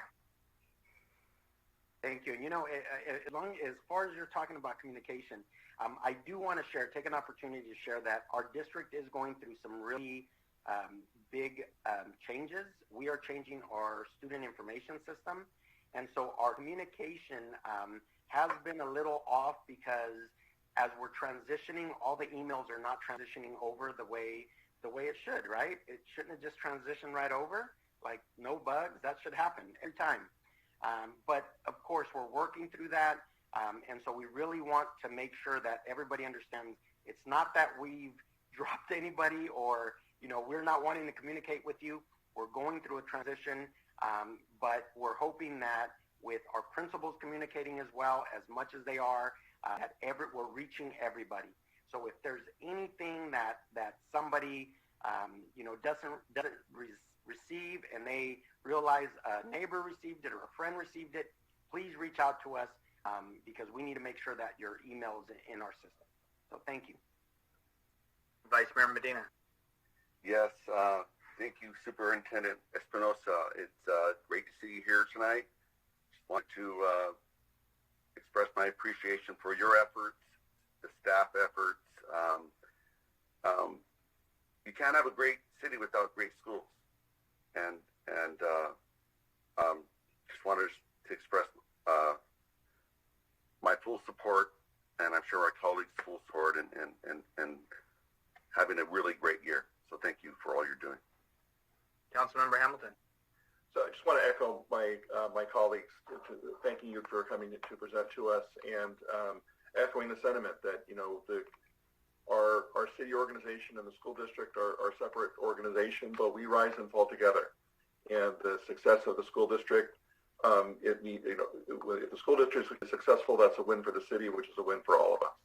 So we're wishing you a successful school year for you, your staff, and of course for all the students. Thank you for coming. Thank you.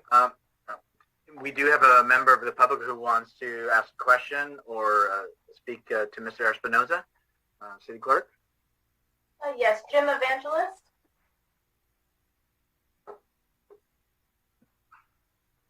Yes, hi.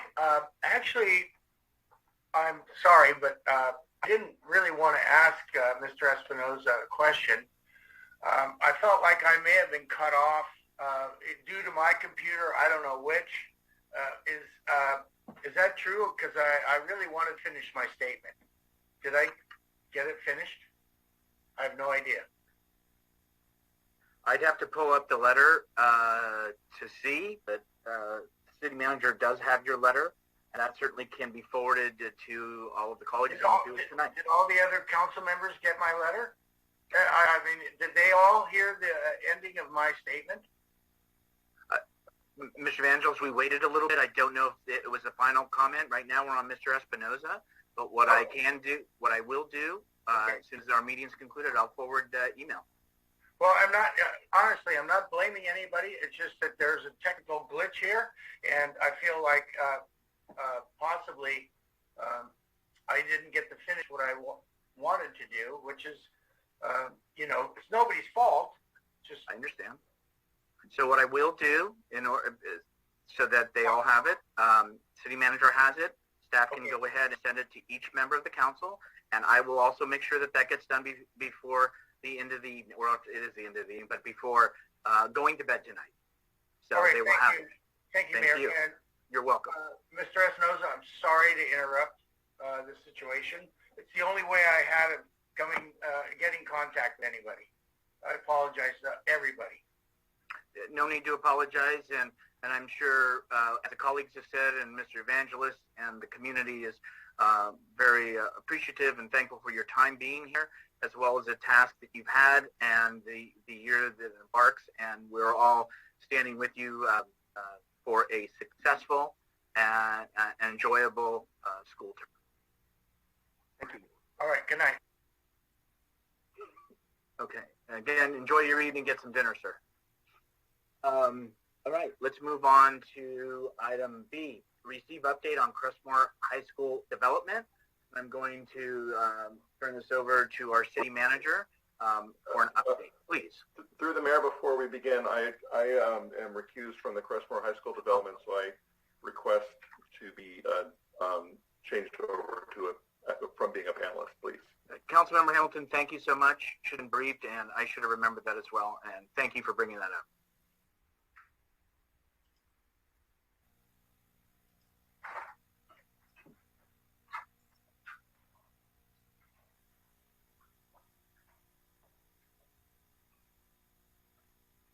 Good afternoon, Mayor Medina, members of the City Council, public, both watching on Zoom and at home. Javon Grogan, City Manager. I'm here joined tonight by Craig Whittam, a consultant that has been assisting the city with the Crestmore development, and our Community and Economic Development Director, Pamela, was also available for any questions. So we have prepared a brief update for the council and the community, and let's begin. So the objective is we'll give a little background on the site.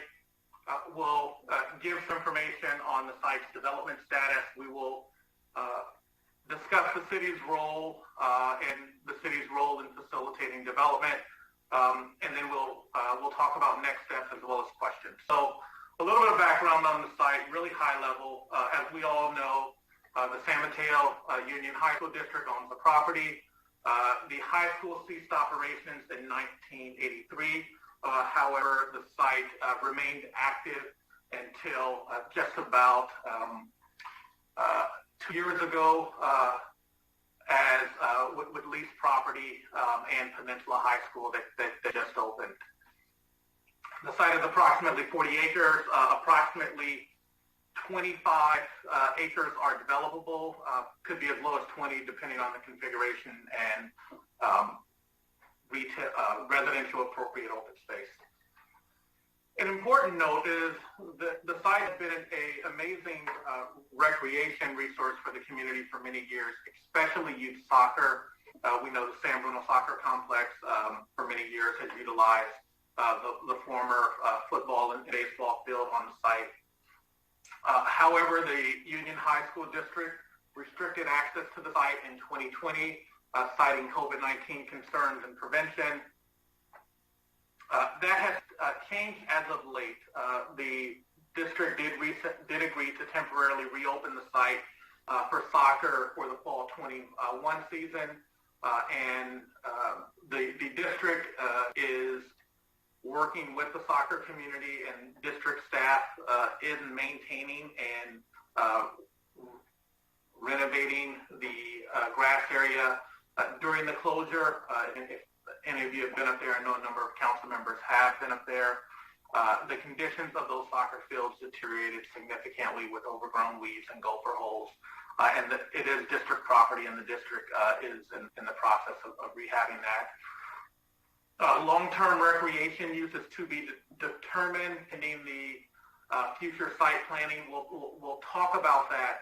And it's important to note that the city's general plan does require preservation of the playing fields as what's called privately owned, publicly available space. That is 12 acres. We'll get into that in the presentation. It's also important to note that the city did establish a subcommittee of Council Member Mason and Mayor Medina to work with district officials. They met several times over the past year. A lot of honestly fruitful conversations, and in large measure, the district's agreement to reopen those soccer fields to the community was in large measure to the articulation from members of the subcommittee. Now I'll turn it over to Craig Whittam, who will go through a few slides, first beginning with development status. Thanks, City Manager, and good evening, Mayor, members of the Council.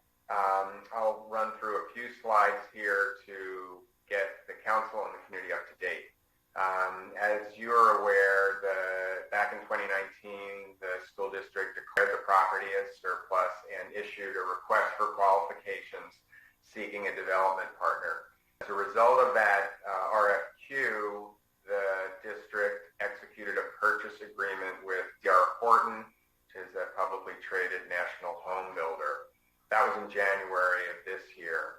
In July of this year, D.R. Horton informed the city that it was no longer in contract with the district regarding the purchase of that property.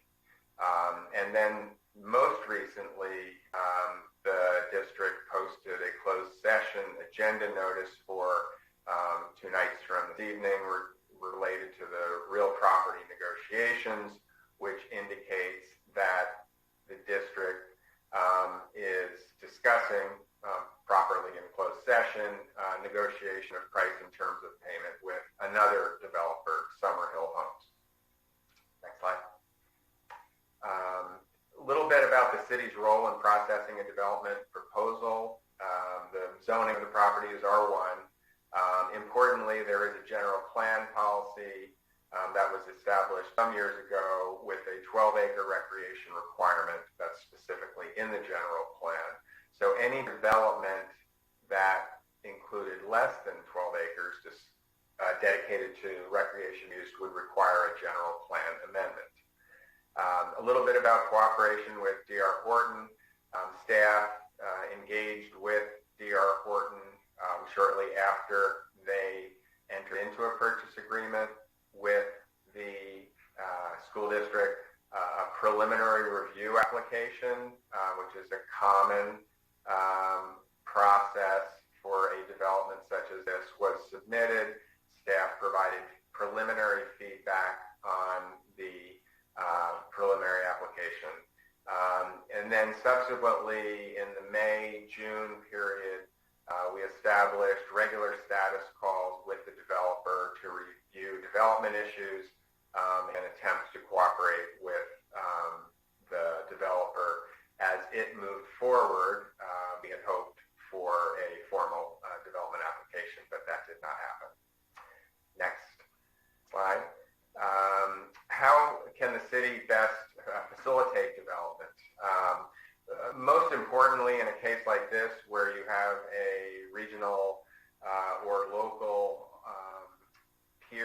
agency with a piece of property that needs to go through the city entitlement process, cooperation is most important. We continue, the city manager, to engage with the superintendent, and we are hopeful that during this next engagement between the district and a new developer, that cooperation is enhanced.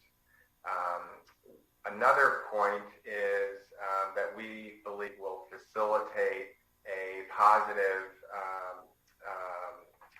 engagement with this new developer is to proceed with an economic analysis to quantify the value of that general plan recreation requirement. It's common in a case like this that a development agreement would be negotiated that would be in the interest of the city as well as the developer, and having the value of that general plan recreation requirement in the beginning of the process would be helpful. So the city has retained a economic consulting firm that has worked with the city on other community benefit agreements to quantify that general plan requirement.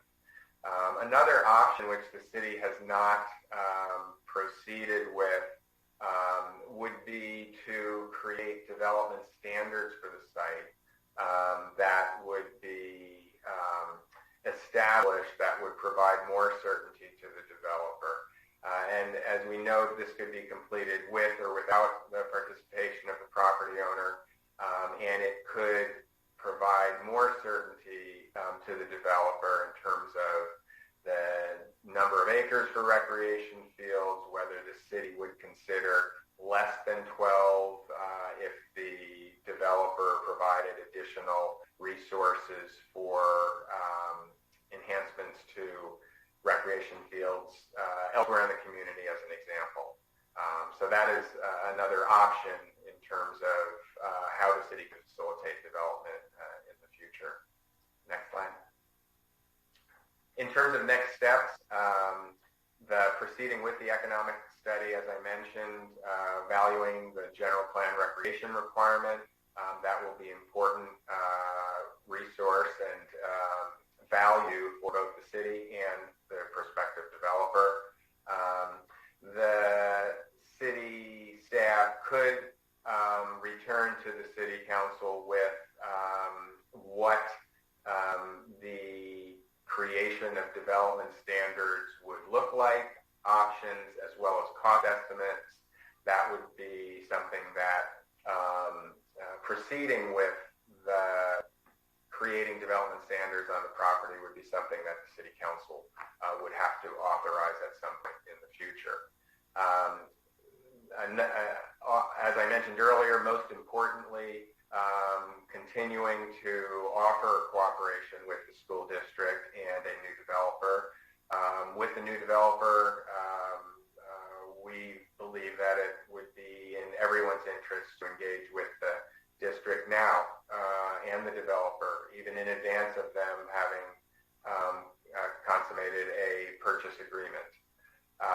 We also think that given the high profile of the site and the long history of the site as an important resource for the community, the recreation and the soccer and recreation community, that providing brief city council updates such as this and engaging the city council committee as needed will be important to ensure that you are kept up to date on the process. And that, I believe, is the last slide. And we turn it back over to the city manager. Yeah, so thank you, Craig. And let me close out by stepping a little bit on the balcony here and putting what we're talking about in context. And so while the site is owned by another public agency, in many ways, certainly for the city's entitlement process, it's almost analogous to the site being owned by a private property owner. And so it's also important to note that the city staff has been engaged with the San Mateo Union High School District before they released their RFQ during the process as they were reviewing proposals. And we stand ready and willing to sit down with either the Union High School District and or their selected developer on how to maintain the principles of the general plan recreation requirement of 12 acres or look at modifications. And the council will know that we had prior conversations with the district where the district was going to fund a study to look at potential recreation, both on-site and off-site options for soccer. The district chose not to do that, and we brought it to the city council to undertake that work. Similarly, in the conversations that we were having with the developer, there was a willingness to engage in this economic study that Craig Whittam mentioned, but now that that developer has dropped out, the city is taking on that effort. I've authorized that because I believe it is extremely important that we know the value of that general plan requirement. And we do know that with any developer that steps forward, we will be negotiating around a general plan amendment. And having that information and having it readily available is extremely important for the city. And lastly, with regard to developing development standards, it is something that we're looking into. There will be a cost to this effort, and we are looking at ways to have that cost reimbursed by the future property owner, either in a fee that will be applied to that area or another mechanism. It's also important to note that we engage the services of Craig Whittam under a reimbursement agreement with the developer. And so now that that developer has backed out, the city is in a position where we need to make a decision on where we go from here. We stand ready, willing to talk about that recreation requirement, but we also need to be prepared when that happens, which is why valuing those acres is an important process. And so we will complete the analysis on the development standard process and bring that to the city council with both cost estimates and an analysis of the pros and cons and how long that process will take. Thank you. Okay. If we could not do the share screen at this time, please.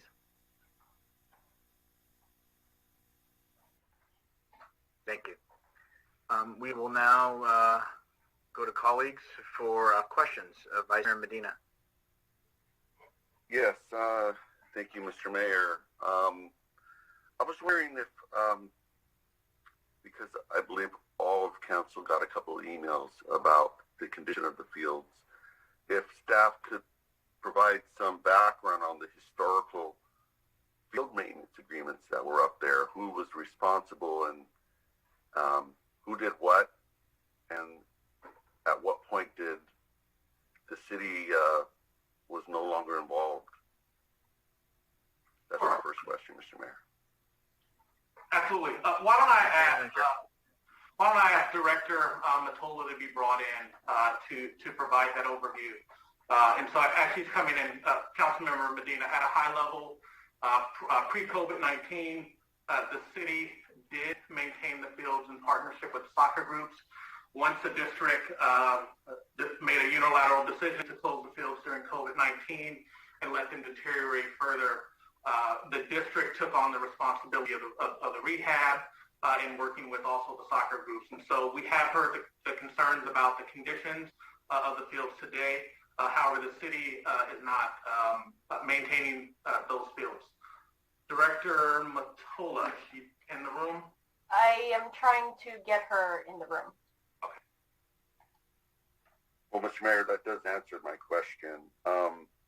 The time that the difficulty, well, maybe the question is, how long did it take to get the fields open to the public compared to when the city park was available to the public?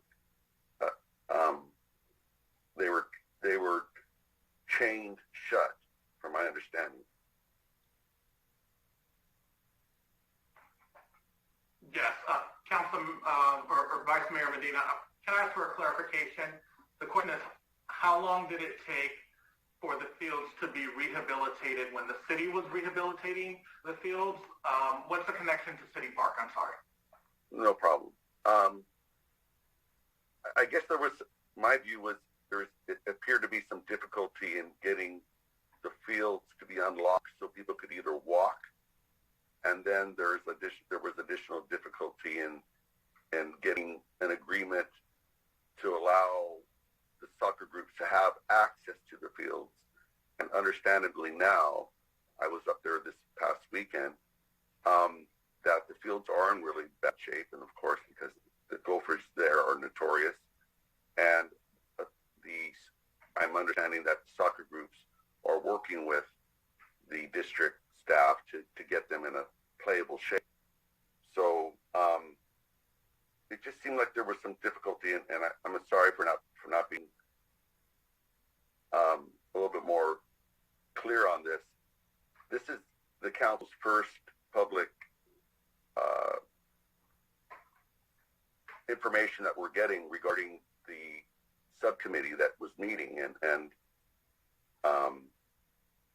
so that's kind of where I guess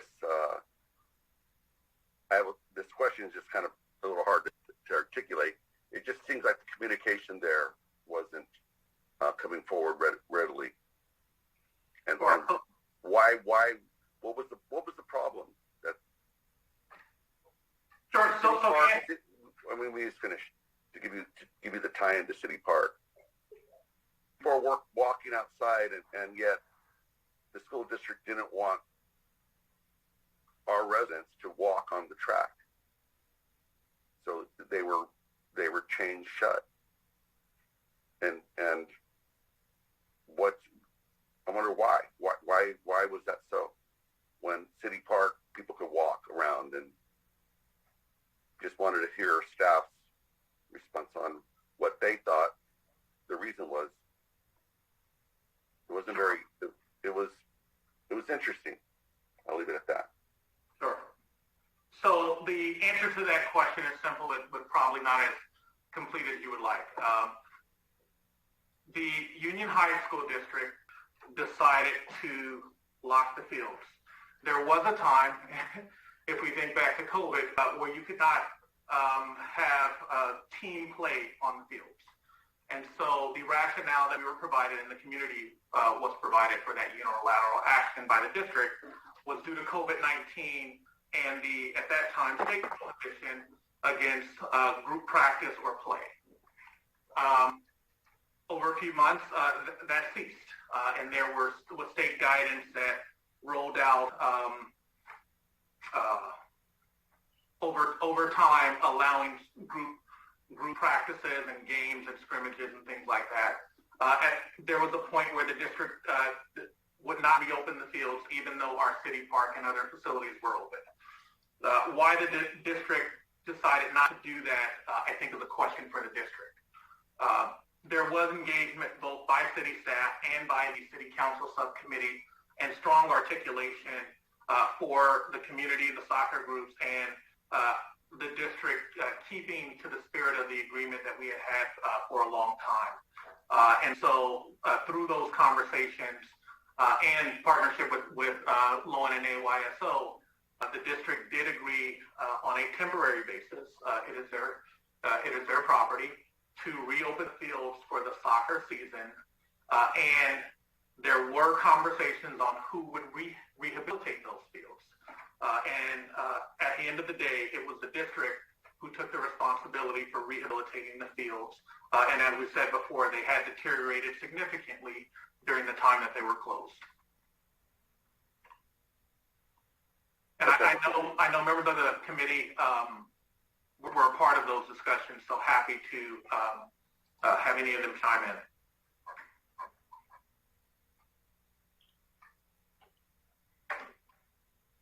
You're on mute, Mr. Mayor.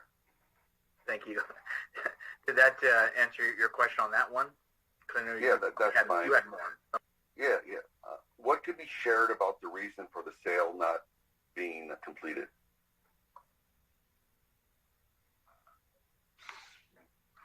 The city is not a party to that purchase and sale agreement. The city was not a part of the negotiations with the developer and the district.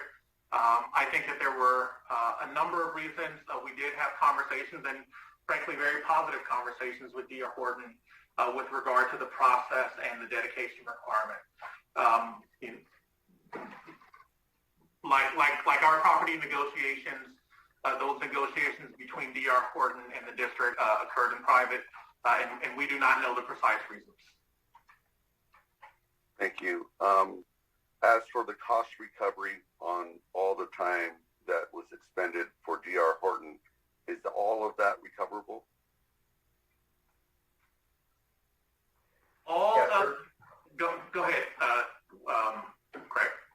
Sure. D.R. Horton executed a developer reimbursement agreement in March, and the Community and Economic Development Department is, I believe, doing the final accounting, and I believe the deposit, Pamela can jump in if she has more current information, but we believe the deposit will cover the city costs incurred up until the developer informed the city in late July that it was no longer in contract. And let me expand upon that, because the Vice Mayor's question was, is the developer paying for all of the city's costs? They are paying for the cost between the time of March and late July that we had a developer reimbursement agreement. However, it is important to note that the city did engage and spend significant staff time way before March of 2021. The general plan requirement in soccer is an issue of high community interest. There's a significant public benefit to that. And during the council meetings and prior to the council meetings, there was significant staff time that the city expended in furtherance of the public benefit provided by soccer there, as well as there's the time now post the developer, D.R. Horton, no longer being engaged with the property, where we are spending resources to close it out, knowing that there will be a reactivation, and we're spending staff time and some consultant time analyzing strategy, as we talked about, with regard to the development standard process, so we protect the spirit of the general plan and the public good intended by the city's general plan. Thank you. I'm just going to note that cost recovery will be at the new rates starting on September 1st. Yeah, so the city's fees did increase September 1st, and so whether it was D.R. Horton or a future developer, they will pay the new rates. Great. Those are my questions for now. Thank you. Councilmember Mason. Yeah, I just wanted to thank everybody for the follow-up, and just an answer to Vice Mayor Medina's question around the closing the fields. In one of our 2x2 meetings, they did say that all the fields of the San Mateo Union High School District were closed at the same time.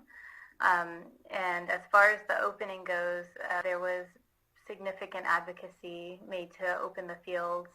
One of our supervisors was involved, and I want to thank Supervisor Dave Pine for facilitating and assisting with getting the fields open as well, as the San Mateo Union High School District for really coming to the table and trying to identify a way for our community to be able to use the fields again. But there was significant advocacy to reopen the fields. But the fields closed, we were told, were closed across the board at all the Union High School District properties at the same time. And then I just wanted to thank City Manager Grogan and Director Pam Wu, because they've done a really good job of representing the city and what the city wants to see around this site. These conversations in the 2x2 committee initially started with the perception from some that do not live in San Bruno that the measure that passed a couple of years ago to improve cappuccino was the substitute for Crestmore. And I think that our city manager has done a good job in ensuring that that is not what the ballot measure said. That's not what was guaranteed. That is not a substitute for what's being taken by the community. But in addition, what's required by our general plan. And so as much as we want to work with the Union High School District, they're our partners, our kids go to the Union High School District schools as a city. We also want to make sure that we're representing our community and that, we're being good neighbors. So, thanks to the Union High School District, we're going to continue to work with you in our 2x2 committee. But we're, this is, I think, still just the beginning. It seems like we still have a ways to go. And so it's been a very delicate matter, but I am really glad to say that the fields are reopening for the soccer community. And I just learned about the softball community through some emails this week, so I'm not quite sure what that schedule looks like, or I know city staff is looking into that further. But, hopefully working together, we're going to be able to come to some solution. So thank you. And to add on to what Councilmember Mason said, yes, all fields were closed. Cappuccino did open prior to Crestmore, but then it was regulated what hours. There was only certain hours that you could be there. There had to be a staff member posted at the field in order to ensure that there was distance and all the rules were being followed.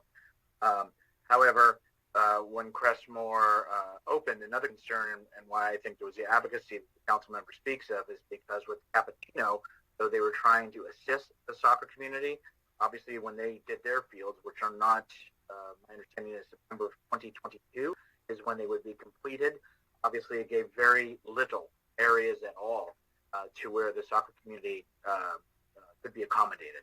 So that was a reason. So yes, I was up there and the fields are not in good condition, which was a concern of the high school districts.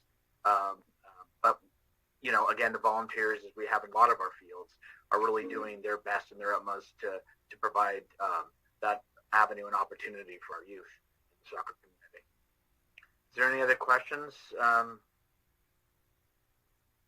Okay. Seeing none at this time, then we will go ahead and move on to the next item. And unless City Manager, was there anything you needed to conclude with?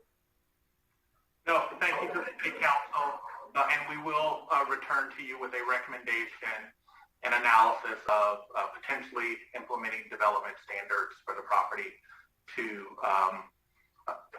provide clarity and further incentivize development of the site that will be consistent with the spirit of the general plan. Okay. So we'll go ahead and continue on the agenda to item C under announcements. All residents and visitors to San Bruno are encouraged to get the COVID-19 vaccine. Find a local site by visiting myturn.ca.gov or by calling 1-833-422-4255. Councilmember Hamilton, nice to have you back. And let's move on to item D. Join us at 5:30 p.m., that's this Friday, on August the 27th at the San Bruno City Park Rotary Pavilion, which is located at 251 City Park Way in San Bruno, for San Bruno's new Recreation and Aquatic Center groundbreaking ceremony. The ceremony is a milestone of the project and is a very exciting time for our community.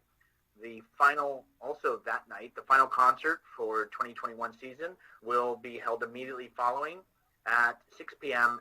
at the Rotary Pavilion as well. Moving on to item E. September 9th, 2021 marks 11 years since the natural gas pipeline explosion and fire in the Crestmore neighborhood. While we continue to heal, we will never forget those that were lost and the residents that were affected by the tragedy, and how our community's true resilience continues to shine through that very difficult time. To learn more about the moment in our city's history, you can visit www.sanbruno.ca.gov/10 years later. I just wanted to make note on that I met with Aaron Johnson, Mr. Johnson, the Vice President for the Bay Area region for PG&E now, which is for our region, and we were up at the park and walked it and talked about then, talked about now, and talked about the future with the RAC and the community and some of our concerns and interests going forward. With that, we will move on to consent calendar. Are there any items under consent that people want to have removed for a separate vote. Not seeing any. Are there items? Through the chair? Yeah. Actually, I'm sorry, I was a little slow on the button there, but Right. I would like to pull item J for a separate vote. Got it. Thank you very much. Appreciate it. So J will be a separate. Anything else for separate vote? Okay, seeing not, this is for comments or statements that need to be made. I have two. It will be F and I, and it will just be a comment. Are there any others from the council members? Okay, seeing none. Why don't we start with, why don't we do F? That's appoint myself as the voting delegate to represent the city of San Bruno at the annual business meeting of the 2021 League of Cities annual conferences in Sacramento. What also we always do too is have an alternate. Things happen. And so I want to, within this action, include that Vice Mayor Medina also be included as the voting and attendee alternate. And since we have the same last names, it would make it very easy on reservations. Going on to, let's see, I. Adopt a resolution approving amendment number 5 to employment agreement between the City of San Bruno and Mark Zaffarano, City Attorney. And I need to read this as is required by code and law. Per Government Code Section 54953C3, Item 5I, would approve a 2% salary adjustment for the City Attorney to a salary of $240,374, retroactive to February 7th, 2021. There are no other changes in the compensation. And then we'll move on to item J, and if there's questions on any of that, we'll get through once we go to adopt a resolution authorizing the city manager to execute a contract with WRECO for design of the Huntington Avenue Improvements Project and an amount not to exceed $916,945 and approving a $300,000 from Measure A funds. Councilmember Pelican. Thank you. And so the reason I wanted this one pulled for a separate vote is that I do intend to not support this item. As the council may recall, back when this item first came to us for a decision on which option we would choose, I felt that spending the almost $7 million on a short stretch of bike track was incredibly expensive and not the right choice. I believe normally I would, once a decision has been made, I would just support and move along with it. But I think that this is another opportunity for us to rethink that decision, especially given all of the other shortfalls we've seen in our budgets. I feel that the additional $4 million that this option will consume could very well be spent on other projects, including repairing potholes and fixing other streets that the community has also prioritized. And so since it is coming back to us, I would offer to the council that they perhaps reconsider that at this time, but I intend not to support that item. Thank you, Councilmember, for your comments and explanation. I'd like to take two actions. One, I want to go ahead and take care of all consent items with the exception of J. Then I want to go back to J to see if there's comments and dialogue, and then we'll vote on that one separately. So at this time, for all items on consent other than J, is there any council action? Move to approve. Motion and second, third, and to go ahead and approve all items on consent with the exception of J. Roll call, please. Councilmember Hamilton? Aye. Councilmember Mason? Aye. Councilmember Salazar? Aye. Vice Mayor Marty Medina? Aye. Mayor Rico Medina? Aye. Motion Now we will, carries. thank you very much, City Clerk. Now we will go back to item J and Vice Mayor Medina. Yes, thank you, Mr. Mayor, and thank you, Councilman Salazar. We had a pretty extensive discussion on this, and I was wondering if staff could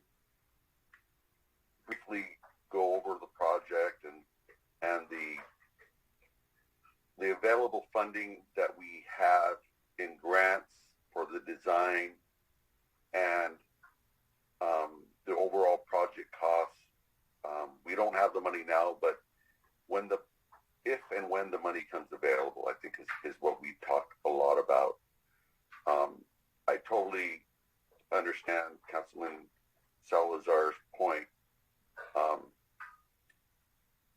It is a lot of money. It is a short segment of street, but it's also a big part of the plan to improve bikeability in San Bruno. And just wanted to hear what staff had to say, just to kind of fully have it out here to go through this. Thank you. Thank you. City Manager? Sure. Again, City Manager Javon Grogan, thank you. Haywan Ritchie, for coming on screen. I was going to turn it over to you after a few brief comments. So, not to replicate the conversation that we had before, but certainly in light of Councilmember Salazar's question or comments and Vice Mayor Medina's request, we can certainly provide an overview.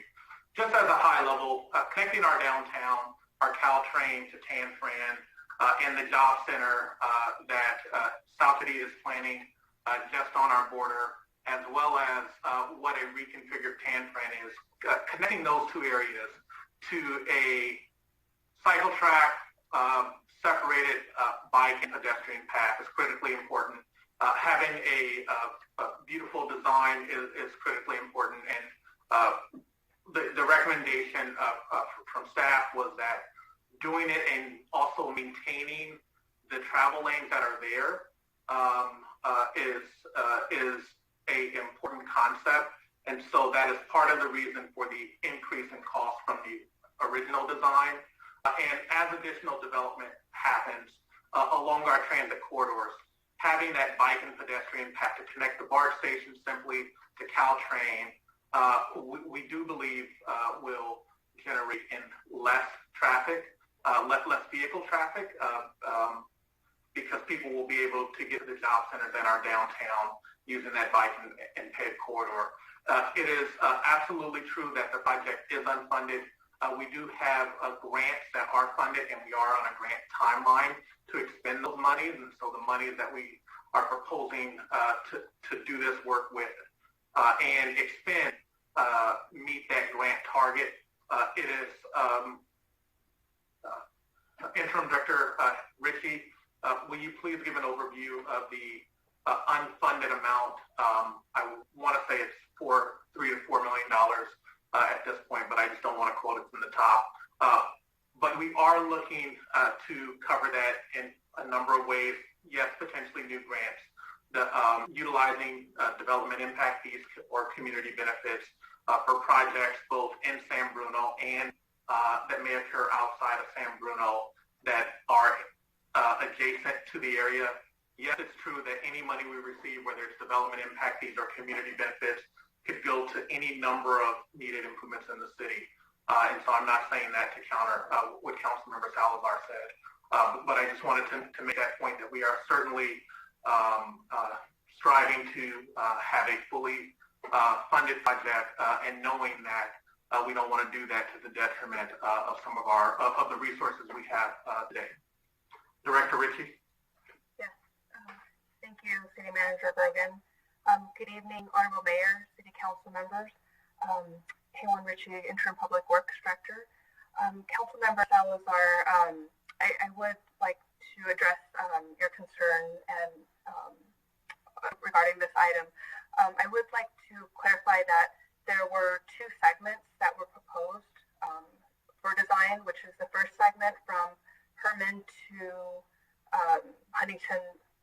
Herman to San Bruno Avenue, close to the Caltrain station, and that half is fully funded with, mostly grant funding. There is some local match associated with that, but the direction at the time would also look into funding the design for the entire portion.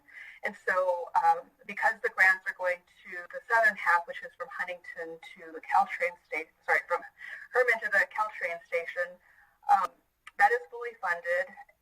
In order to do the design of the northern half, that's where the additional $300,000 appropriation is coming from, because the grant is fully funding the southern half of the project.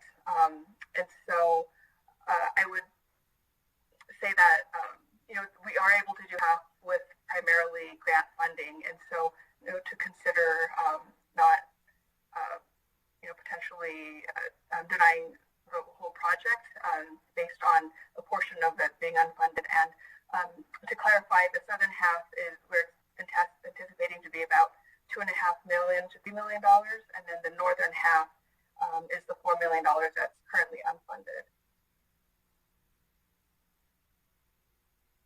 Right, and just to clarify, yeah, the $4.2 million is the piece that is a concern to me, mostly because we did have a viable alternative that could have been completely funded with the existing funds, although not as elaborate and probably not as attractive as the one that we are choosing. But the additional $4 million, which has yet to be identified, I believe, could be used in a lot of different places. And I realize that this is an important segment because of the fact of it's connecting job centers to our transit points. But there's also been requests from residents to improve the cycle tracks from their residences down to the transit centers. And those aren't being addressed. And those $4 million, once we do identify them, could also be used for those projects. So, really my concern here is that we're buying the Rolls Royce. We could do with the Chevy, and we could actually buy a few Chevys with this money and actually get a lot more mileage out of this. So that's why I still really can't support this. But thank you for the additional information.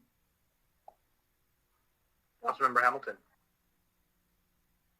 My understanding was that the principal difference between the option that we approved and the less expensive option was that the less expensive option removed a lane from Huntington, and that was that. I'm not voting for this because it's nicer. I'm not voting for this because I want us to have a Rolls Royce instead of a Chevy.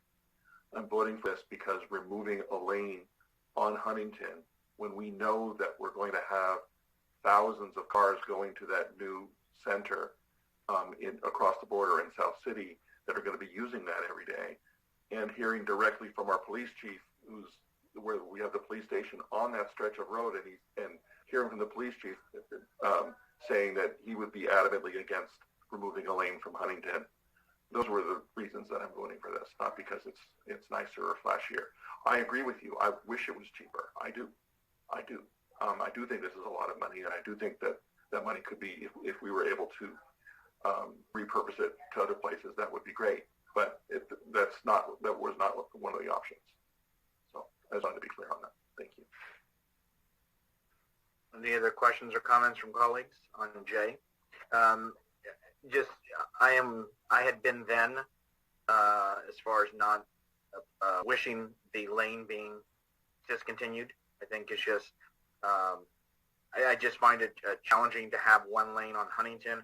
In addition to, I think it's solidified with our chief, just concerned with safety and other elements and getting to and from locations from our department as well. But it is, the Councilmember Salazar is correct. City manager is correct. There is a time element based from the 1.4 to the $2 million the Transportation Authority issued. There's a window in which to utilize that. But it is costly. There is no doubt. And Councilmember Salazar is correct about other desires from the rest of our community as well. Vice Mayor Medina.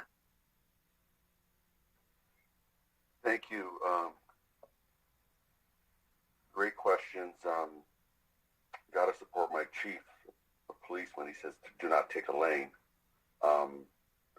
My question to staff now is if they could provide some additional information on the scheduling of how long it's anticipated this design would take,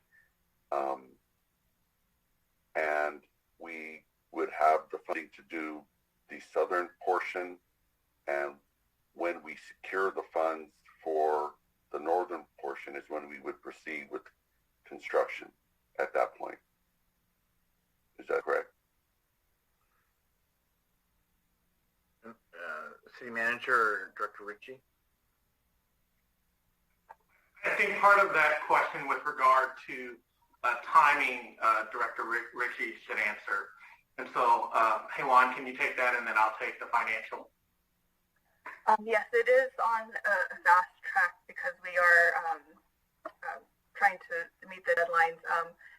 The phase 1 design completion is anticipated in July and August.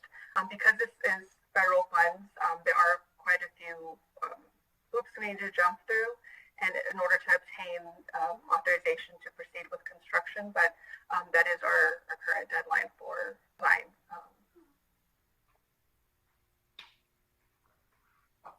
With regard to funding the additional $4 million, as Director Ritchie mentioned, a portion portion 1 is fully funded, and there's a remaining gap. And so we are first and foremost looking to community benefits and development impact fees. There are a number of avenues there. I'll just frankly talk about 2. We are actively in negotiations with the development that is planned to occur in South San Francisco, right at Huntington and Sneed. Southline is the developer, or Southline is the name of the project. I'm actually blanking on the developers. Lane Partners is the developer. So we're actively in negotiations with Lane Partners for community benefits tied to that project. In addition, in just a few weeks, the City Council will have the Bay Hill Specific Plan and YouTube Phase 1. That comes with a total financial benefit package of $130 million over a 20-year DA. However, as a part of that DA, there is a prepayment for phases 1 and 2 that will total $56 million. A portion of that is development impact fees, and $26 million of that is community benefits. So the city could, should that approval happen and that project be the source, you could utilize those funds. We are, again, actively in negotiations with Lane Partners. And then there are other projects in the area as well as the Tan Fran, which I think will come later than the timeline for this, but there may be funds there that could be shifted around if not front-loaded. So at a high level, know that we're working on it and know that there are areas, but we are planning for that better tomorrow for San Bruno. Mr. Mayor?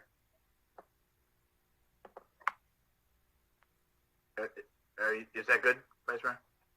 Yeah, I don't think if my answer, I received the answer exactly. Let me rephrase the question. So the $4.2 million gap is for the northern portion. So we have enough funds to do the southern portion. Preferably you do it all at once. But if we had a hiccup in our budget, is staff prepared to do it in phases? Yes, that's currently how it is structured in phases. Okay. So there would be a span of time where we would have the opportunity to determine where our funding would come from, being that the design would be completed July, August, and then it would go out for bid. We would see that decision be made maybe October, November of 2022. Roughly, approximately, yes. Okay, all right. I just wanted to get a rough timeline.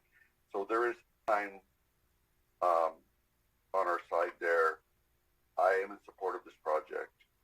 I understand the cost of it. I understand the vision that we want to be able to have safe routes for bicyclists to go from Tan Fran to the Caltrain station. I wanted to express a little bit of apprehension regarding the agreement being negotiated with Lane Partners without knowing what we're talking about there. At some point, the council is going to be involved in that. So my concern is not being involved to hear what that is until the last minute. And I know how difficult it is to negotiate from the dais. So I would ask for some clarification as we get further down the road on that to be involved in it. Mr. Vice Mayor, if I may, so we don't necessarily need to find the $4 million by October. We have all the funding that's needed to do the southern half, and what this recommendation is that the northern half be designed so that when the funding does become available, and staff does actively try to obtain grant funding, and if that were to be successful, that could be phased at a later date. So we wouldn't necessarily need to try to find the funding before then. I mean, if we did, that's of course they could be constructed at the same time. However, this project on the southern half is not contingent on having full funding for both phases. Okay. Thank you for that clarification. Welcome. Councilmember Salazar.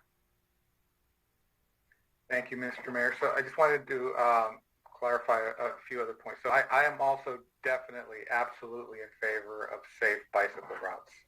And, you know, if we really want to do a cheap solution, we could just paint green arrows on the street and have bikes share with cars, but I know that's not what we're after. And we did have a viable solution that was a much more affordable solution in my opinion, that still would have given us that, although as Councilmember Hamilton mentioned, it would have been at the cost of a lane.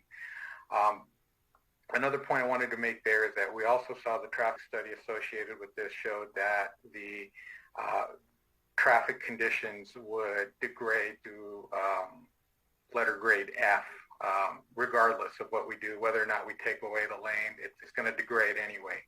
That's just, it's what's anticipated. So the traffic will become horrible. So I believe if PD has a concern, they should still have a concern about the location of their station. Fortunately, most calls for police, unlike fire, don't originate from the police station, and the units are out patrolling a beat, and they're in the community usually when the calls come in, and so they won't necessarily need to respond from that station, as I mentioned, as opposed to a call for fire, which would probably originate at station 51 or 52. And so then, you know, that to me helps with that concern, although the chief did say it was a concern to him. I don't think that this particular option actually makes anything any different or any better. And if we are looking for a community benefit, I believe relocating that station away from an area that's so isolated and is inevitably going to be impacted would be something that we should be looking to resolve. And, you know, and I know that there is a lot of revenue that's being anticipated. We've put a lot of things in place that will start paying off as development continues. But I want to go back to something that our city manager told us a while ago, and that was, if you find yourself in a hole, you stop digging. We're in a hole, and this $4 million is another few shovelfuls of dirt that puts us farther deeper in where we are. And so when we started looking at revenue sources, it was to address existing deficits. And if we keep creating more deficits, we're not going to get out of the hole. So I'll just leave it at that. Thank you.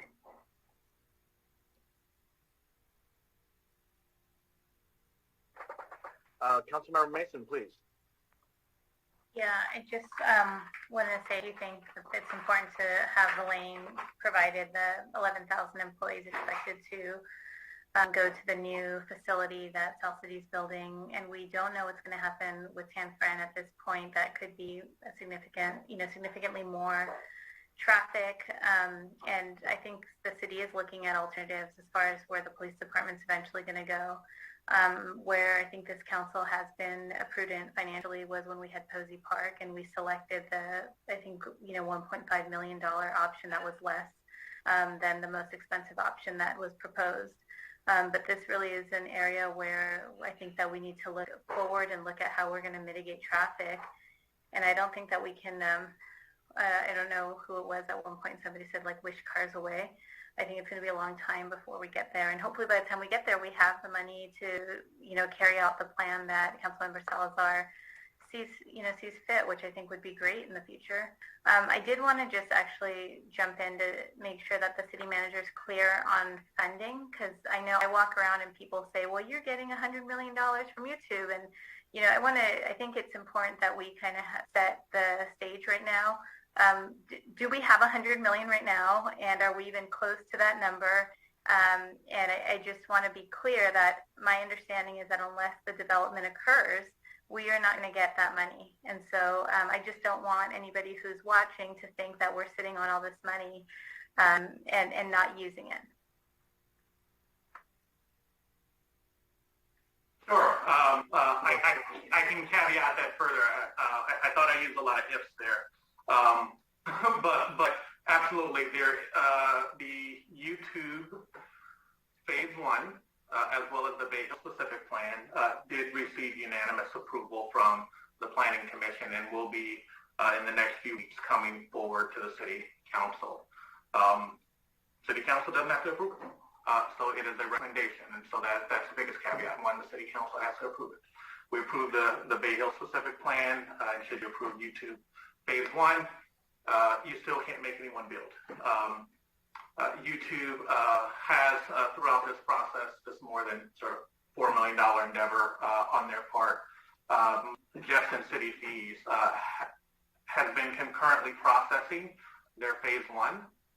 And in our development agreement negotiations that is codified in the materials that went to the Planning Commission and will be before you, they have agreed to prepay the fees for phases 1 and 2 when they receive their foundation permit, which we anticipate to occur based on the current schedule in 2022. The revenue to the city for that phase 1 and phase 2 payment will come in a number of buckets: development impact fees, affordable housing fees, area impact fees. I know these are sort of terms that everyone will not relate to, as well as community benefits. And so, we articulated that at the Planning Commission. We will re-articulate all of that at the City Council meetings, plural, that we will discuss that project. But yes, it is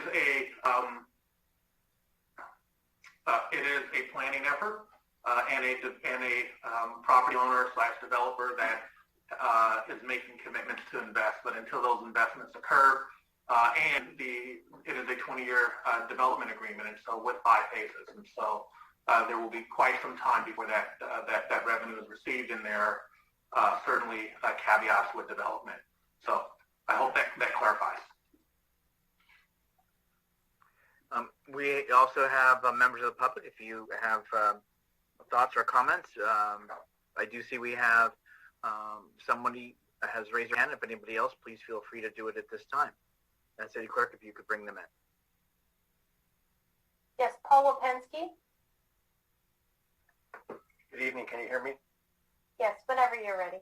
Yeah, if the plan is to use BART and Caltrain and ride your bike, why is traffic going to get exponentially bad? That's my question.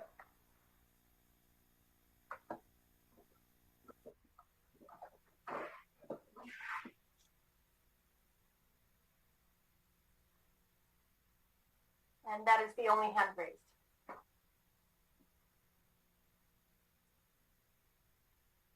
Mayor Medina, you are muted. I'm sorry.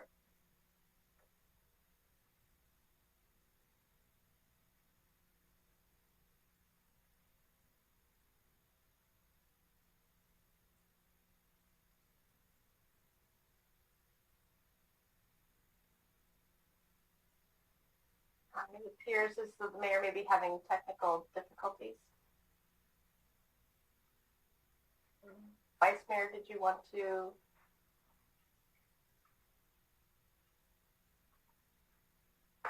Got it. Give 1 second. He's giving me a call on the phone. Is this okay? Sure. In the meantime, Councilmember Mason, if you want to go ahead, right. Since your hand is raised. Thank you. All right, give me a call. All right, I'm good. The mayor is having technical difficulties, so There's a question from the public. Does staff have the ability to answer that question? Or let's turn it over to our city engineer and acting public works director, Haywan Ritchie. Yes, thank you. I will do my best to try to answer the transportation traffic engineering question. My understanding is that there is a model, and built into that model is future growth that's anticipated throughout the region. And with increased population growth, there is increased traffic also modeled along with that growth. And so I believe the emphasis moves towards trying to make multimodal transportation more appealing and attempting to have more workers and people use public transportation and other modes of travel, such as bicycling and walking. I think our mayor's back. Mr. Mayor? I think I'm back. Thank you very much, Mr. Medina. Councilmember Mason, you have your hand up? Yeah, I was just going to say, I know that we wouldn't generally enter into any discussions with the public, but just from the last update that we had received from the new South City development, which will go through San Bruno streets. Mr. Wapinski, you may not know, but they're anticipating 11,000 employees and building parking for 6,000 of them, which means that those 6,000 would likely be going through our streets. And that doesn't include the Sky Park that was sold to Amazon. That's acres. That's a couple acres. Apologies. That's expected to have a number of employees, which we don't know yet how many. And that also doesn't include the Tan Fran and what the plans for that are. So we know for sure that it's at least going to be anticipated 11,000 employees, and that's just the South City development.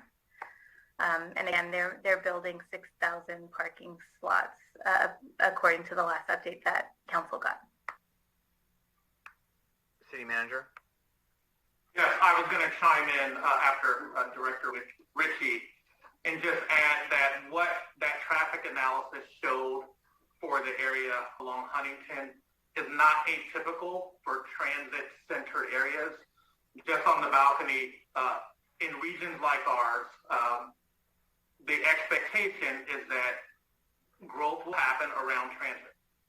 This area is transit-rich. 101, 280, 380 BART, Caltrain, high-capacity bus route, as well as a stone's throw from SFO. And so it's not surprising that any traffic analysis in areas of San Bruno, irrespective of the projects we're talking about, will show an increase in traffic. And what is shown here is an increase even with additional multimodal bike and pedestrian. And so that is, I think, part of the rationale for doing this project is because the cycle track will increase multimodal transportation and provide that linkage to BART and Caltrain and those job centers that are downtown where we have Upzone 2. And so over time, we'll have more housing units. And so having that connection is important to get people out of their cars to decrease the amount of traffic that that we will see, even though the conversation we're having is absolutely right. Traffic will degrade even at the sort of no project scenario that was analyzed.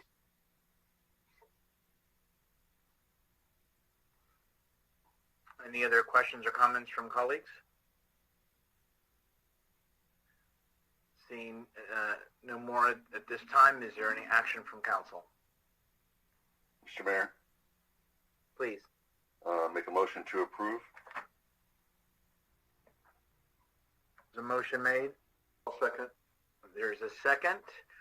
Roll call, please. Councilmember Hamilton? Aye. Councilmember Mason? Aye. Councilmember Salazar? No. Vice Mayor Marty Medina? Yes. Mayor Rico Medina? Yes. Motion carries 4-1. Okay, that concludes consent. Now we'll move on to conduct of business. Item A, City Clerk, please. Item 6A, waive first reading and introduce an ordinance of the City Council of the City of San Bruno amending and readopting portions of Title 10 of the San Bruno Municipal Code, including a disposable food serviceware ordinance. Now we'll turn this over to our city attorney, Mr. Zaffarano. Thank you very much, Mr. Mayor and members of the City Council. If you'll just give me a moment to share my screen, I'll start the presentation.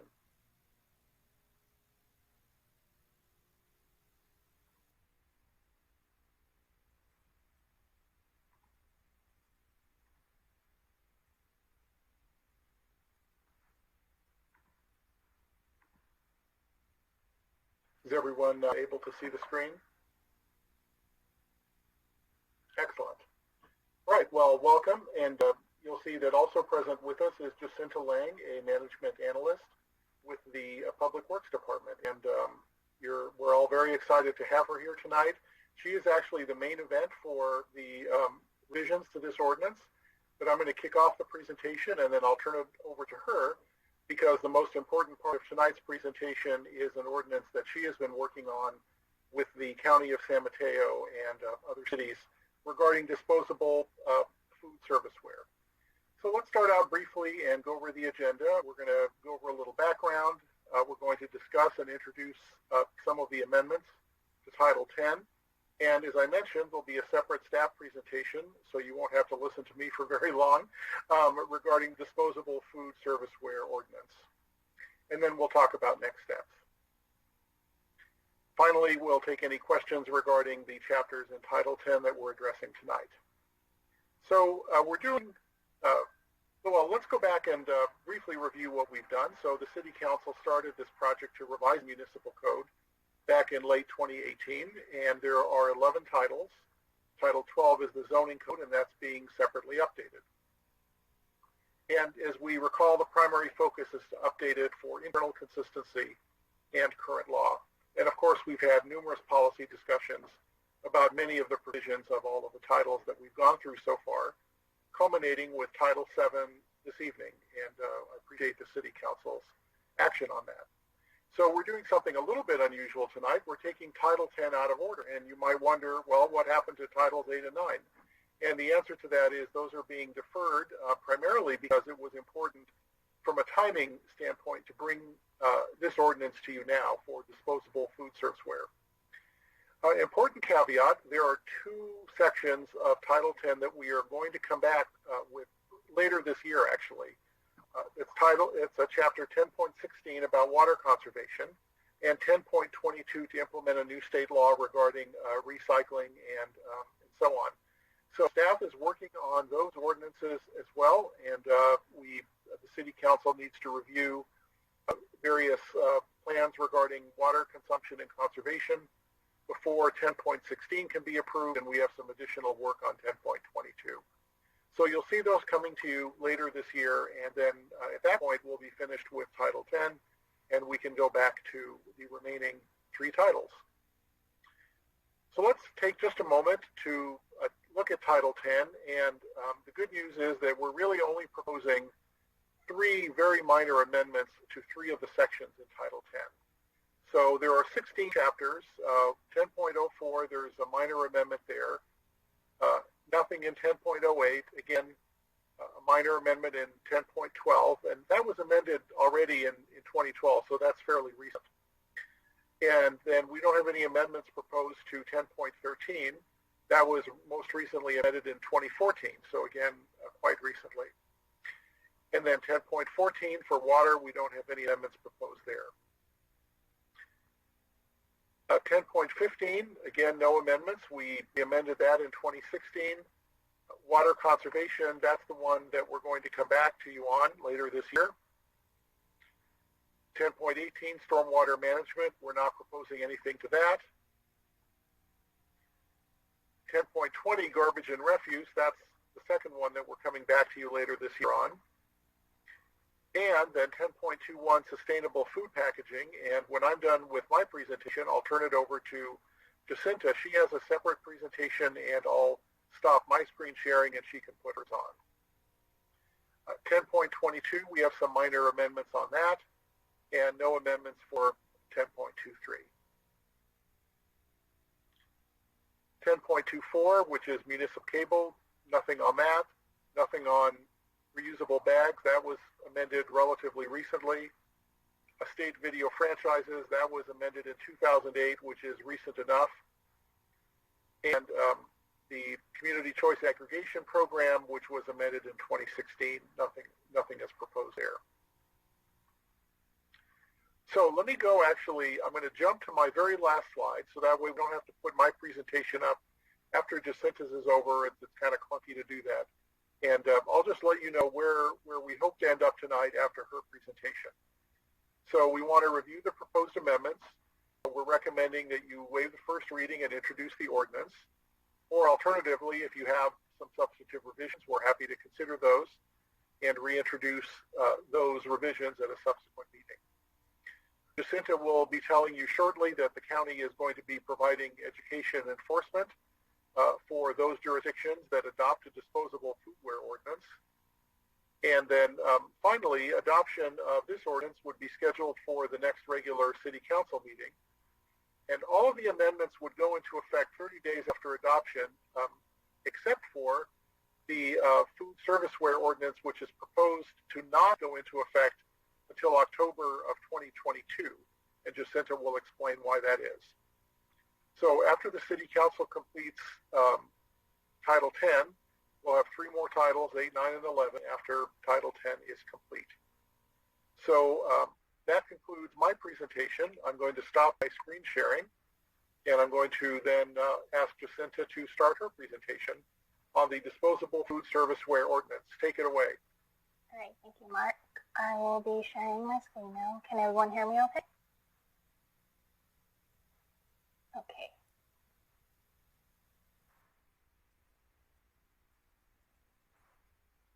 And can everyone see the screen share all right? Yes. Okay. Thank you, Mark. Good evening, Honorable Mayor, Vice Mayor, and City Council members. My name is Jacinta Liang, and I am the Management Analyst for the Public Works Department. Today, I will be introducing the proposed Disposable Food Serviceware Ordinance, which will amend our current title, Chapter 21, which is the Sustainable Food Packaging Ordinance. I also have with me today Sue Lim from the County Office of Sustainability, who is currently spearheading this collaborative county effort.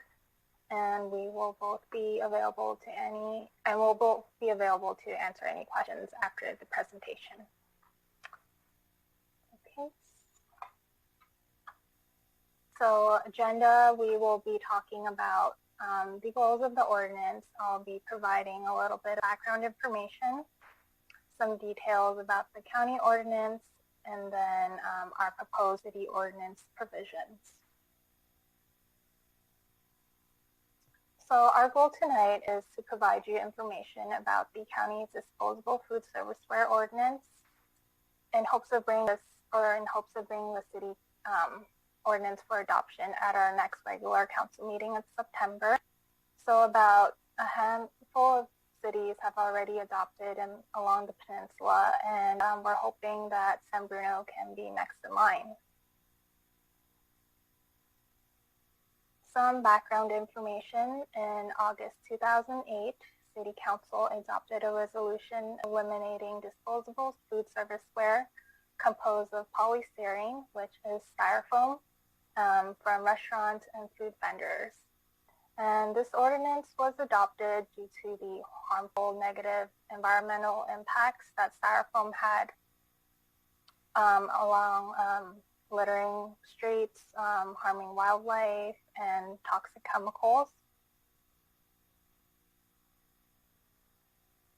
Since the adoption of the ordinance, there has been an increasing concern in the community over the impact of disposable food serviceware, especially items that are made from plastic. And in February 2020 last year, the county repealed its existing styrofoam ban ordinance, and they replaced it with a more sustainable ordinance because, one, plastics end up in the storm drains, the waterways, and it leads to the bay and pollutes the ocean. And about 1.3 million pounds of trash enters the bay every year. And this debris is ingested by marine animals and wildlife. And disposable food serviceware, such as containers, cups, lids, straws, they make up 80% of the ocean plastic pollution.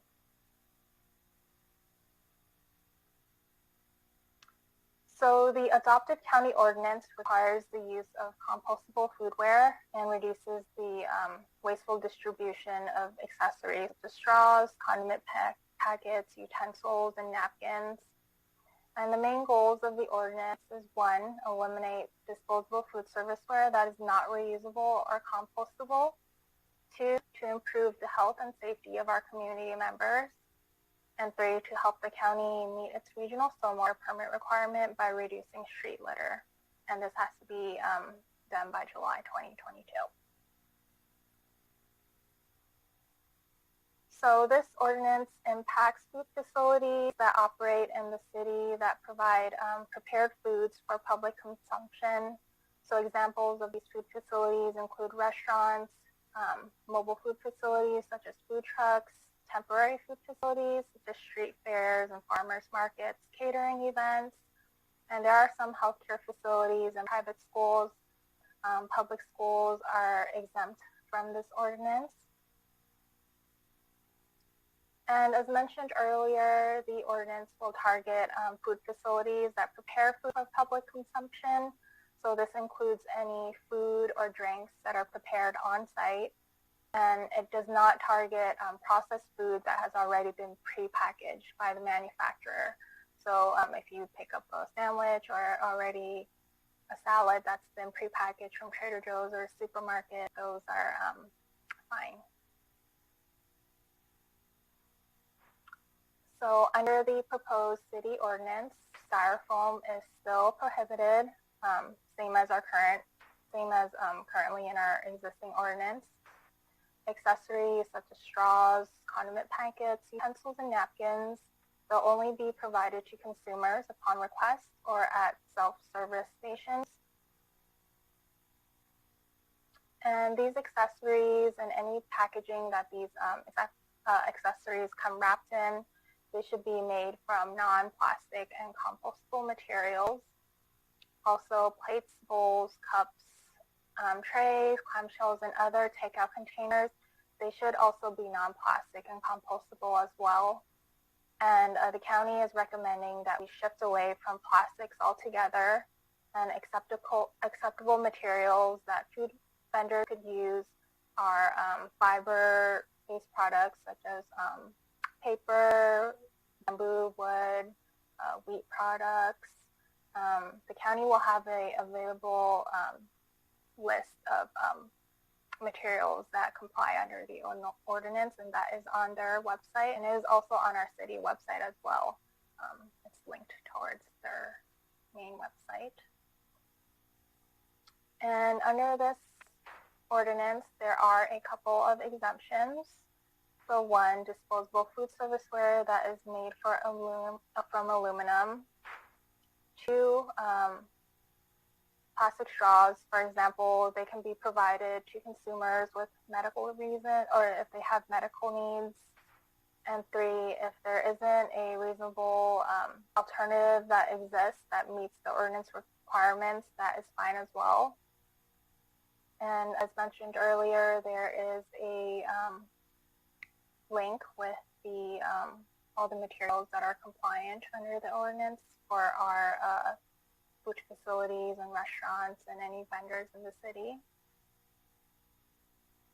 And for this, the proposed ordinance is not expected to be operative and enforced until October 1st, 2022. So we have a little bit over a year, and this will give the facilities a chance to use up all of their existing inventory of non-conforming food serviceware during this time.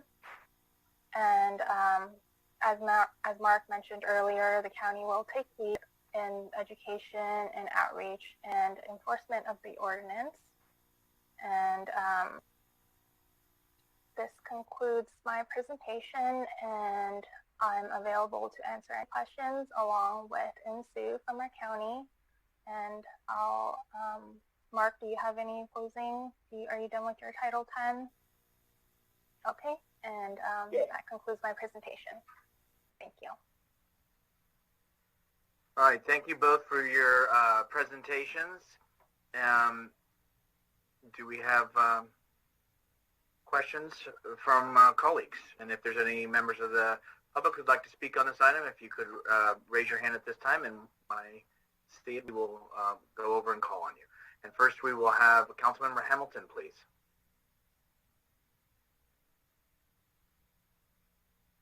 Yes. Right.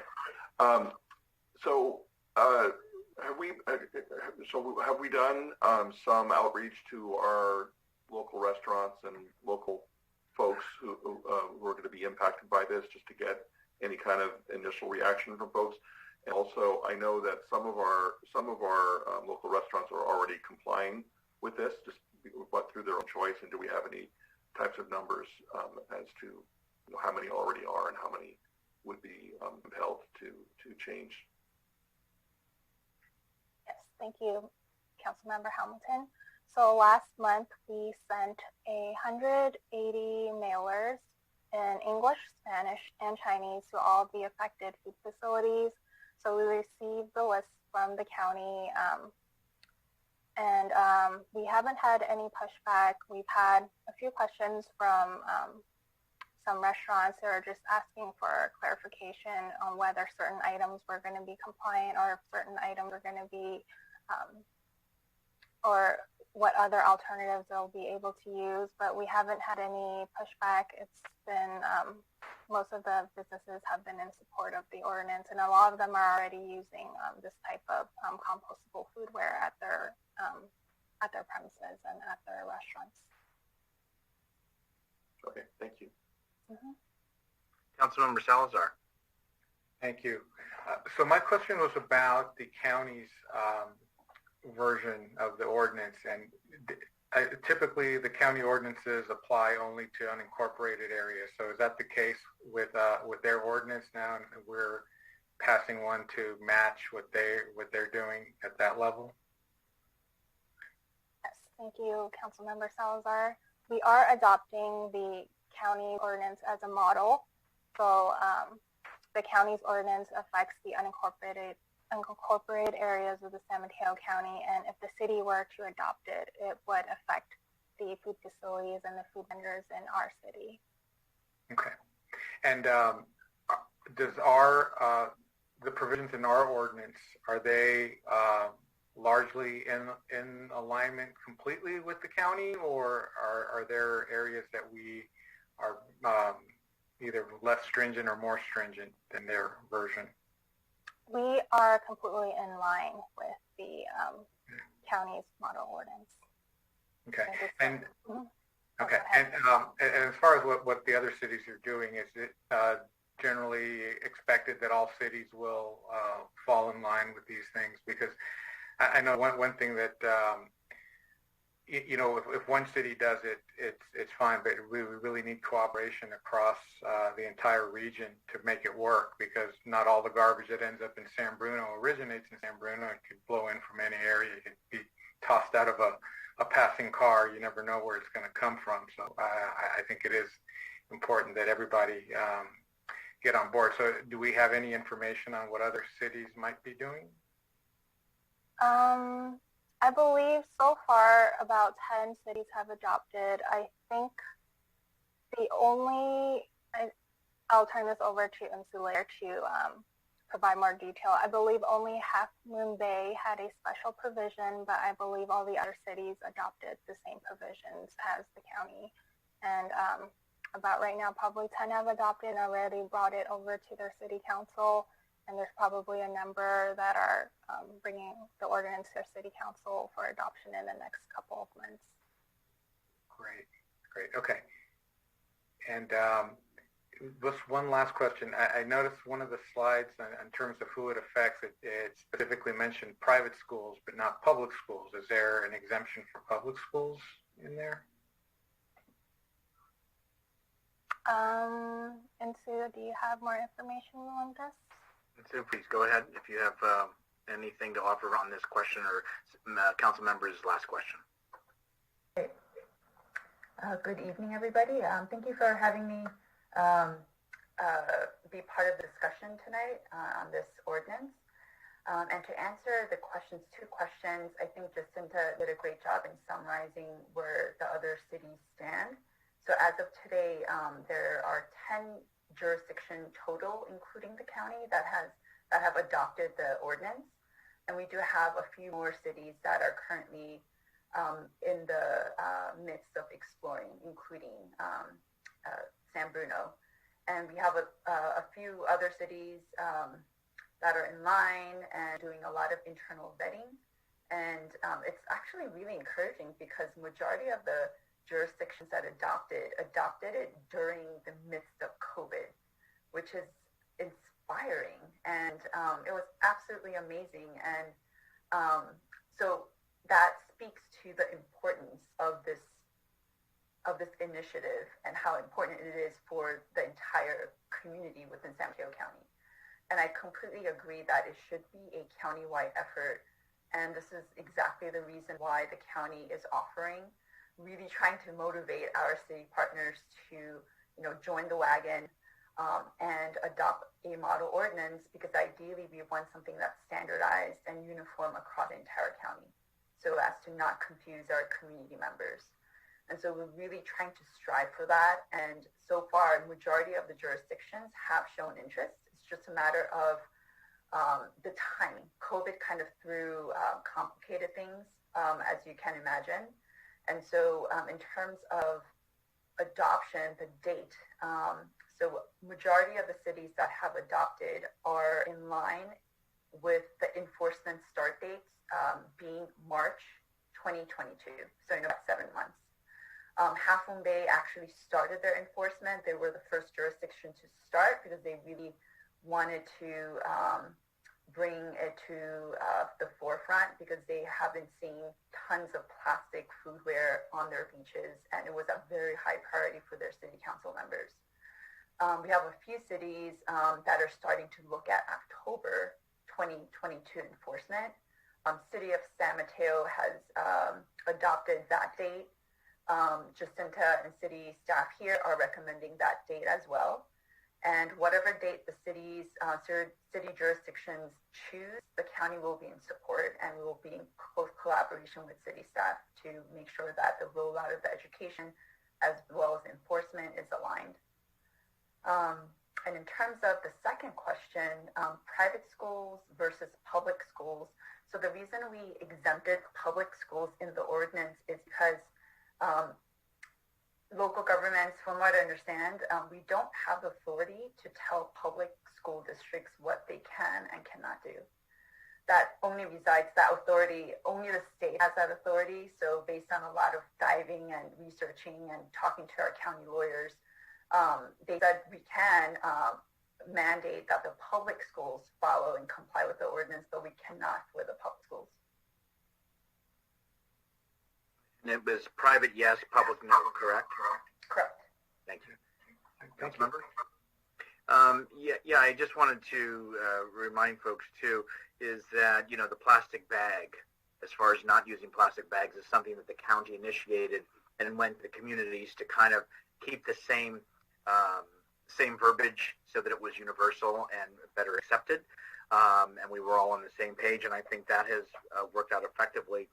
And I do like the October date, because what I do remember back from the 2008 was one of the things, this was a new topic, and so some of the restaurants were saying, hey, can you give us a little more time, A, to use our product, 2, to find the right thing, because back then it wasn't what we have today as far as the opportunities not to use styrofoam and what we're replacing it with that would hold, so you could take that hot meal out.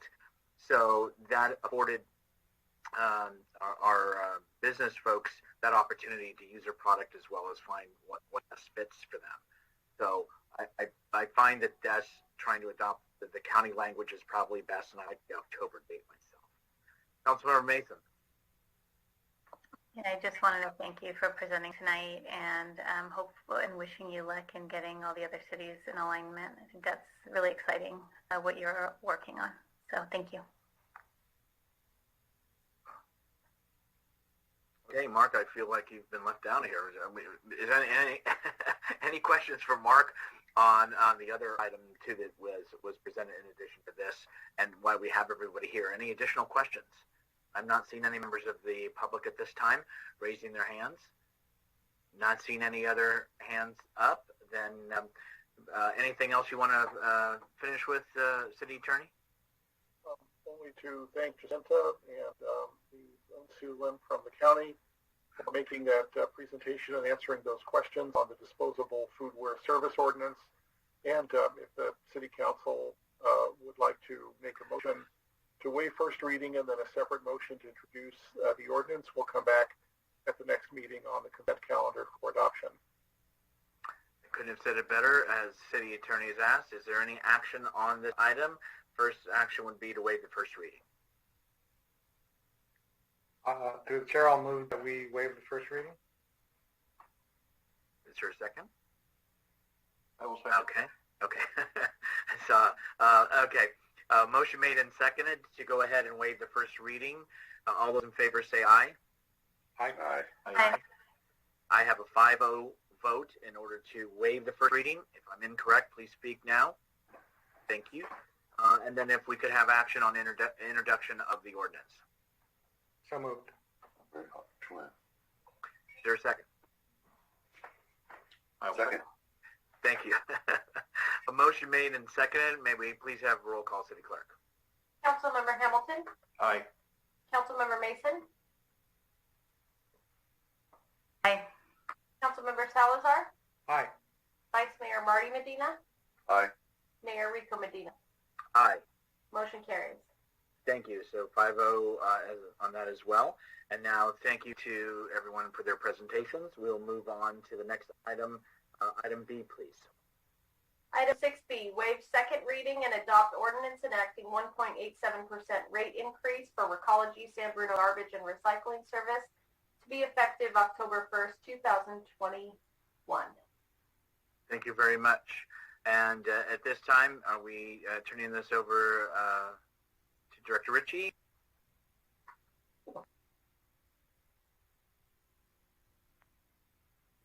This would be for Director Sun.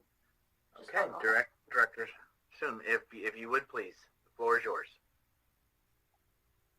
Good evening, Honorable Mayor and members of the council. Let me bring up the presentation first.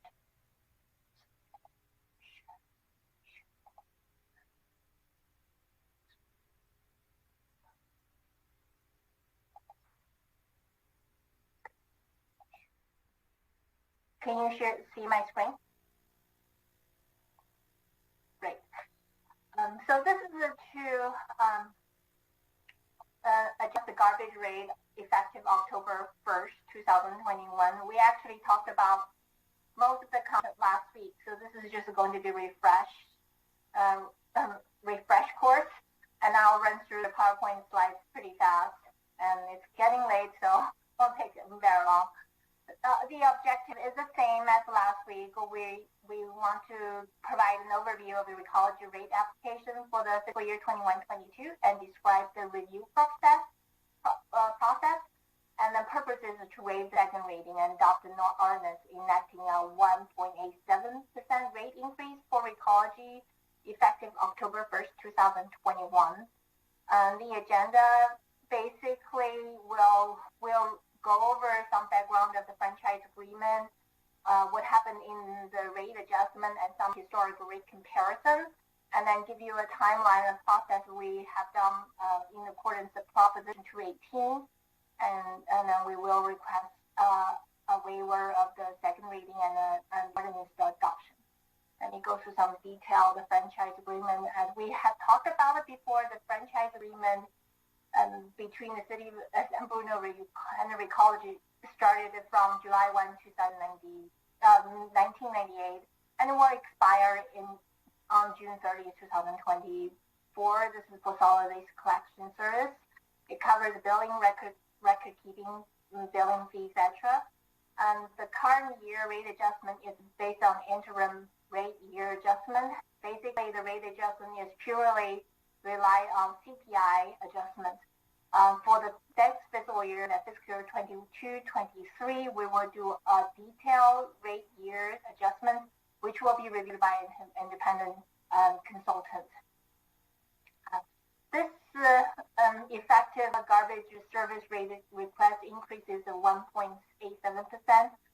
New rate should be taking effect in the current fiscal year, but the effective date has been postponed by 3 months, so the effective date is actually October 1st. The factor, as we talked about, was purely based on CPI calculation. Here is the last about 12 to 13 years of rate adjustments. The darker line are the detailed year rate adjustment, and the gray line is the interim year and rate adjustments. The average interim rate year adjustment is about 2.23%. For the upcoming, and for this fiscal year, we only have 1.87%, which is lower than the average. And here I just give you a sample of a residential and commercial rate comparison between what the customers are paying now, and then what the rate is going to be effective October 1st. For the most commonly used residential toter at 32 gallons, the increase is only about 60 cents per month. Recology agreed to postpone the rate at the beginning from July 1 to September 1. The city had to revise it to October 1st because of some legal compliance issues with the ordinance adoption and then the effective time frame. Together with the postponed rate increase, Recology also proposed a pilot program which was launched on July 1st, 2021. What I like to point it out to you is last week I may have given you some incorrect information, and thanks to the city manager, he pointed out. So I want to recap the pilot program on the abandoned waste collection. So this program started on July 1st, 2021. In this program, Recology will be collect and dispose of some specified abandoned waste during the regular business hours. The waste can be reported through the San Bruno response. This is a reporting application, and then also can be observed in the public right of the way along Recology's daily trash collection routes throughout the city, and as observed during regular patrol of the hotspot, as which abandoned items are regularly or frequently deposited. The pilot program of this abandoned waste program will actually last about 6 months, and after that, Recology will determine whether additional staff will be added to the program if necessary. We sent out a public notice on June the 29th, providing the explanation on the public hearing schedule, protest period, approval process, rate adjustment, and proposed increase for different container types. As of August 18th, we only received 20 written protests from residents.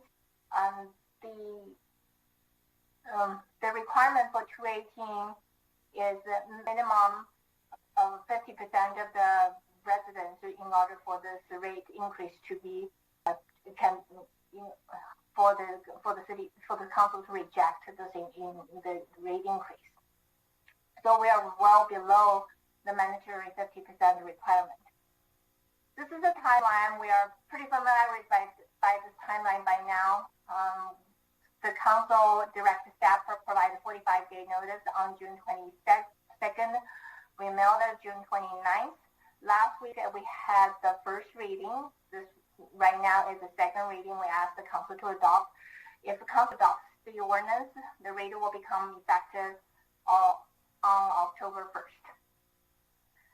So as staff, we recommend the council waive the second reading and adopt the ordinance enacting 1.87% rate increase for Recology to be effective October 1st. And I'm here to answer any questions if you have any. Thank you. Thank you, Director, for your report. Members of the public, if you wish to speak on this item, if you could raise your hand at this time, and if I could turn to my colleagues if there are any questions on the presentation.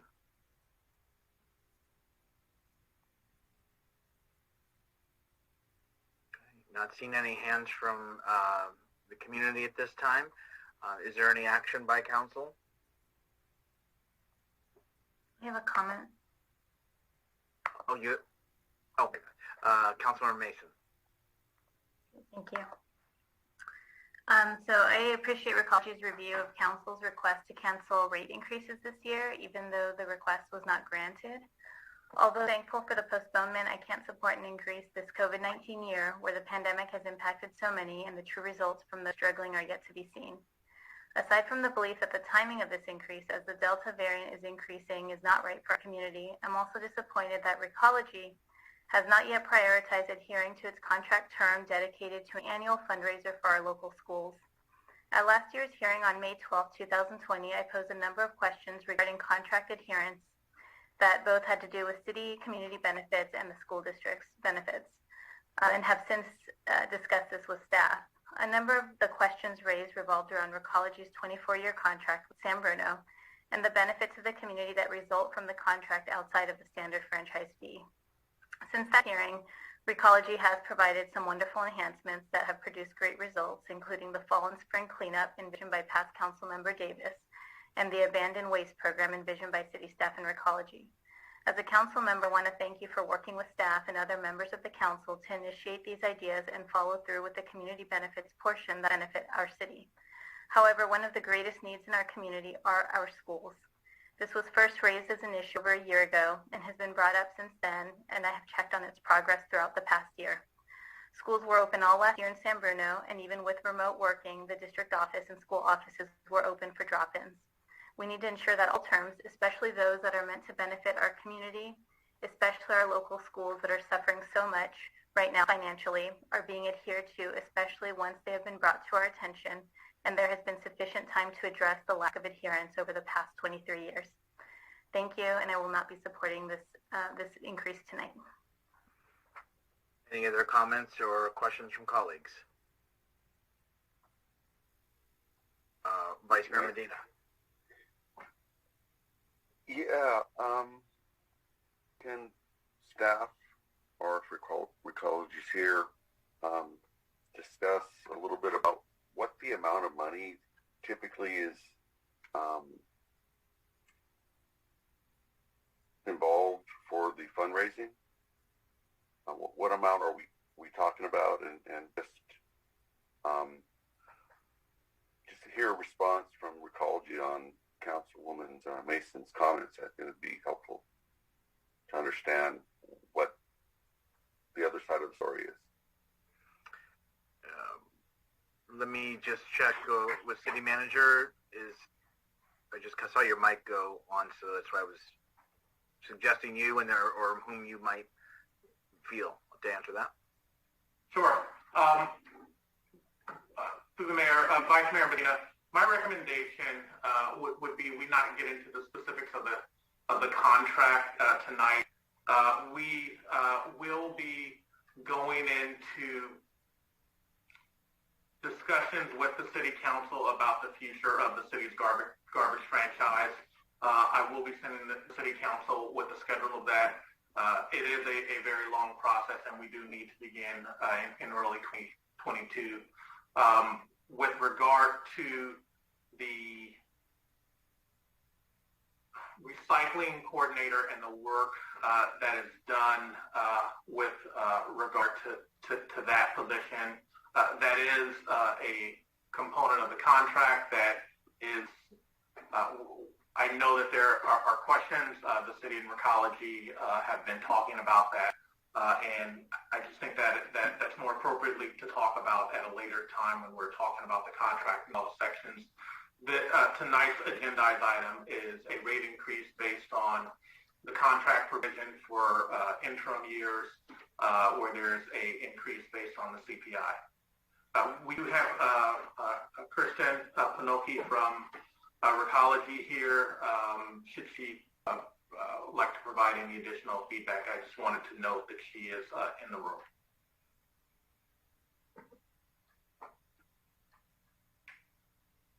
I have a question for our city attorney then, while we're... Go ahead, Vice Mayor. I didn't get the mute off. Sorry. Go ahead, sir. Yeah, so for our city attorney, I know we've gone through this a few times about the contract language, and at this point, we are here to do our part in complying with the contract language. That for the city council to not, what are the consequences for the city not granting this increase? So, right, as we've discussed before, the contract does require that we have annual rate adjustments, and it allows the city to vet the amount of those adjustments, which the city has done in this year and in all prior years, as far as I know, to make sure that that Recology is asking only for the rate adjustment that they are allowed to receive under the contract. The questions, I think, as the city manager indicated about other non-financial contract provisions is something that appears will be addressed separately. And it's your recommendation that we comply with our contract. I always recommend that all parties comply with the contract. Right, and the likely consequence would be that if the city doesn't approve this rate increase, that Recology would still be able to obtain that increase, just the city would pay for it. Well, so, right, not to speculate about Recology, what they might or might not do, I think that there would certainly be some risk in the city not approving the agreement, and would perhaps call the city in a default of the contract under some circumstances anyway.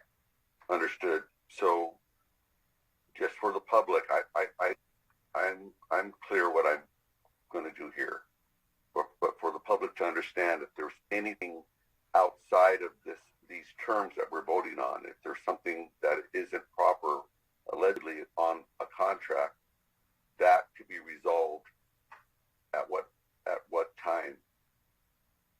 So normally the non-financial terms of the contract have various provisions about notice and opportunity to cure and so on, so that those non-financial provisions can't always be used as a lever to extract other financial concessions from that part of the contract.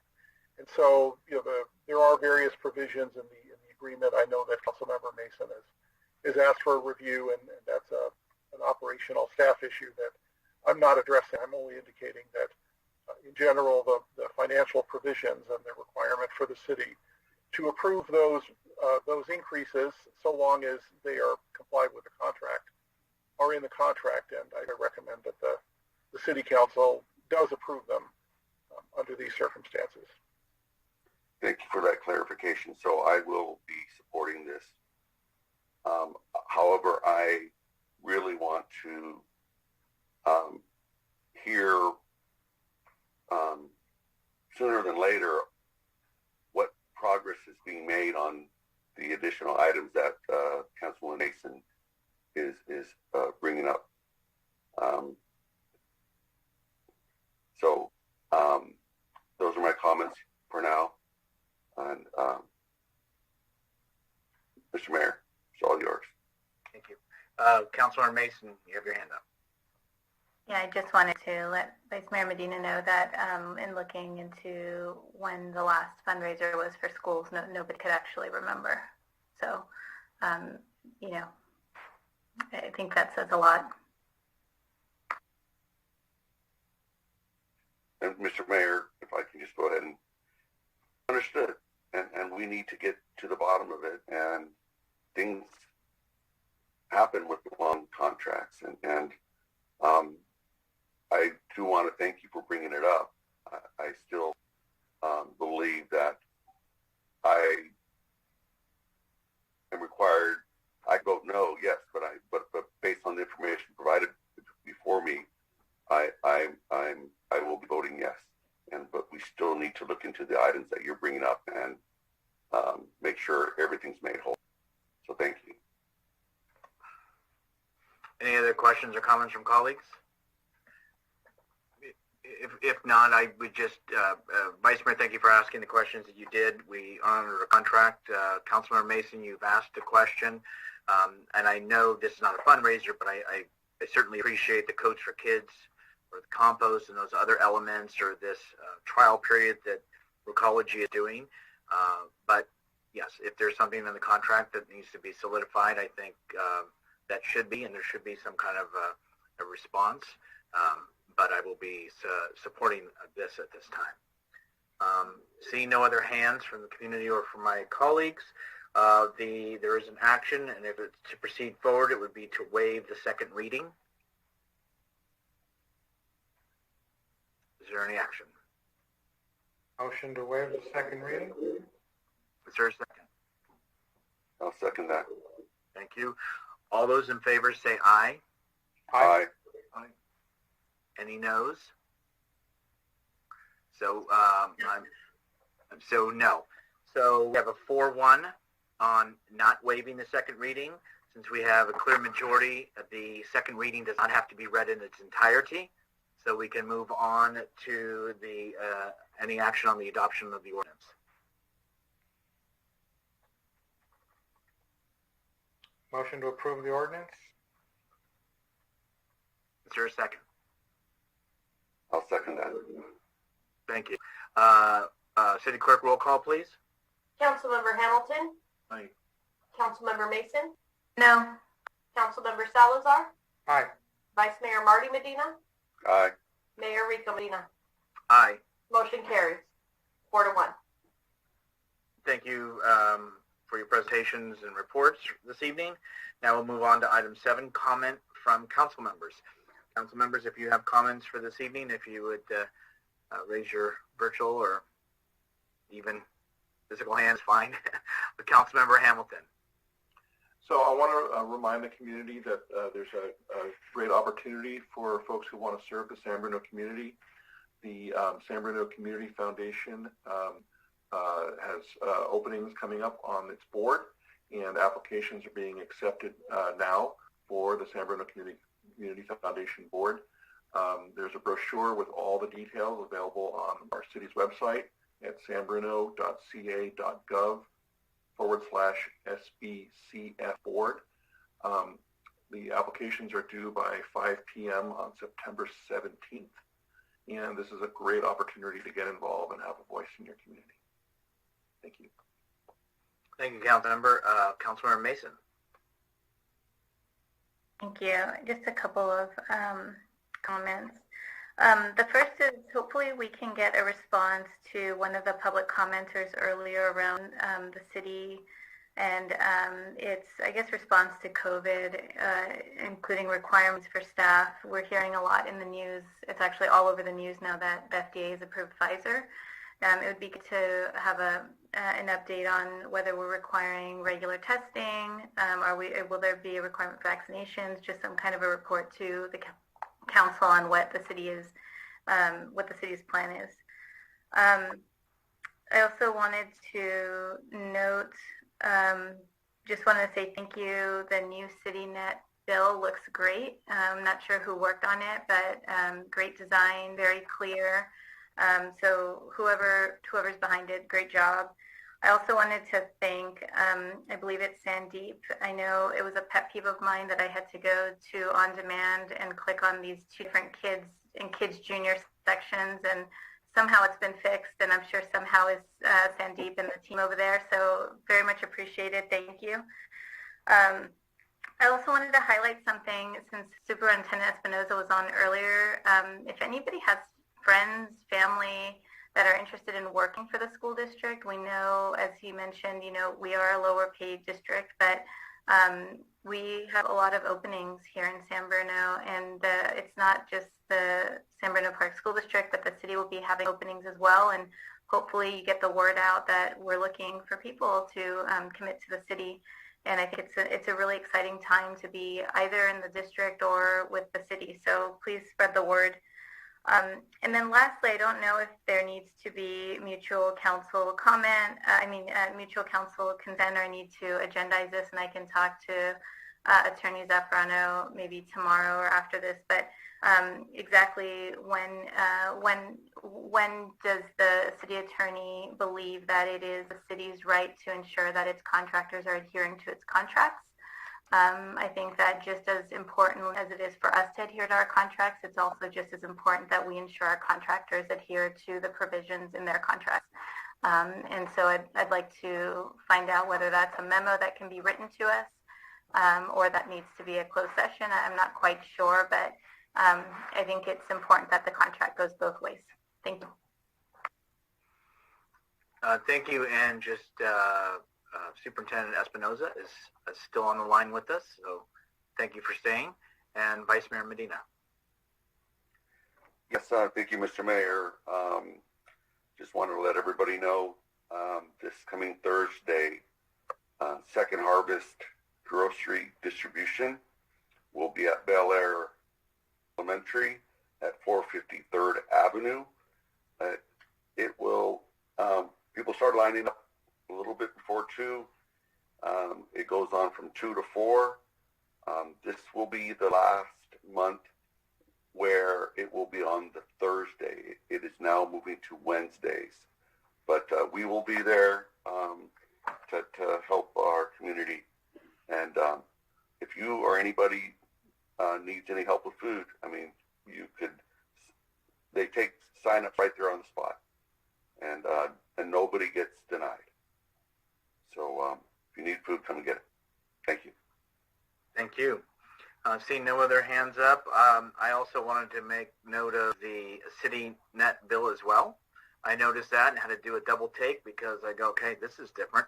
So, but I like it. I think it was clear, concise, and easy.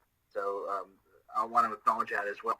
In regards to the email that was brought up by a prior speaker, we had already received an email from our city manager that has had the letter, is working on a response to us on that. Other than that, if just to let you know that obviously this Friday is, again, the groundbreaking at 5:30 at San Bruno City Park at the Pavilion, as well as the final band at 6 o'clock. So wish everyone the very best between now and then, and hope to see you on Friday. With that, we will go ahead and adjourn to the next regular City Council meeting, which will be held September 14, 2021 at 7 p.m. Thank you very much. Take care and good night.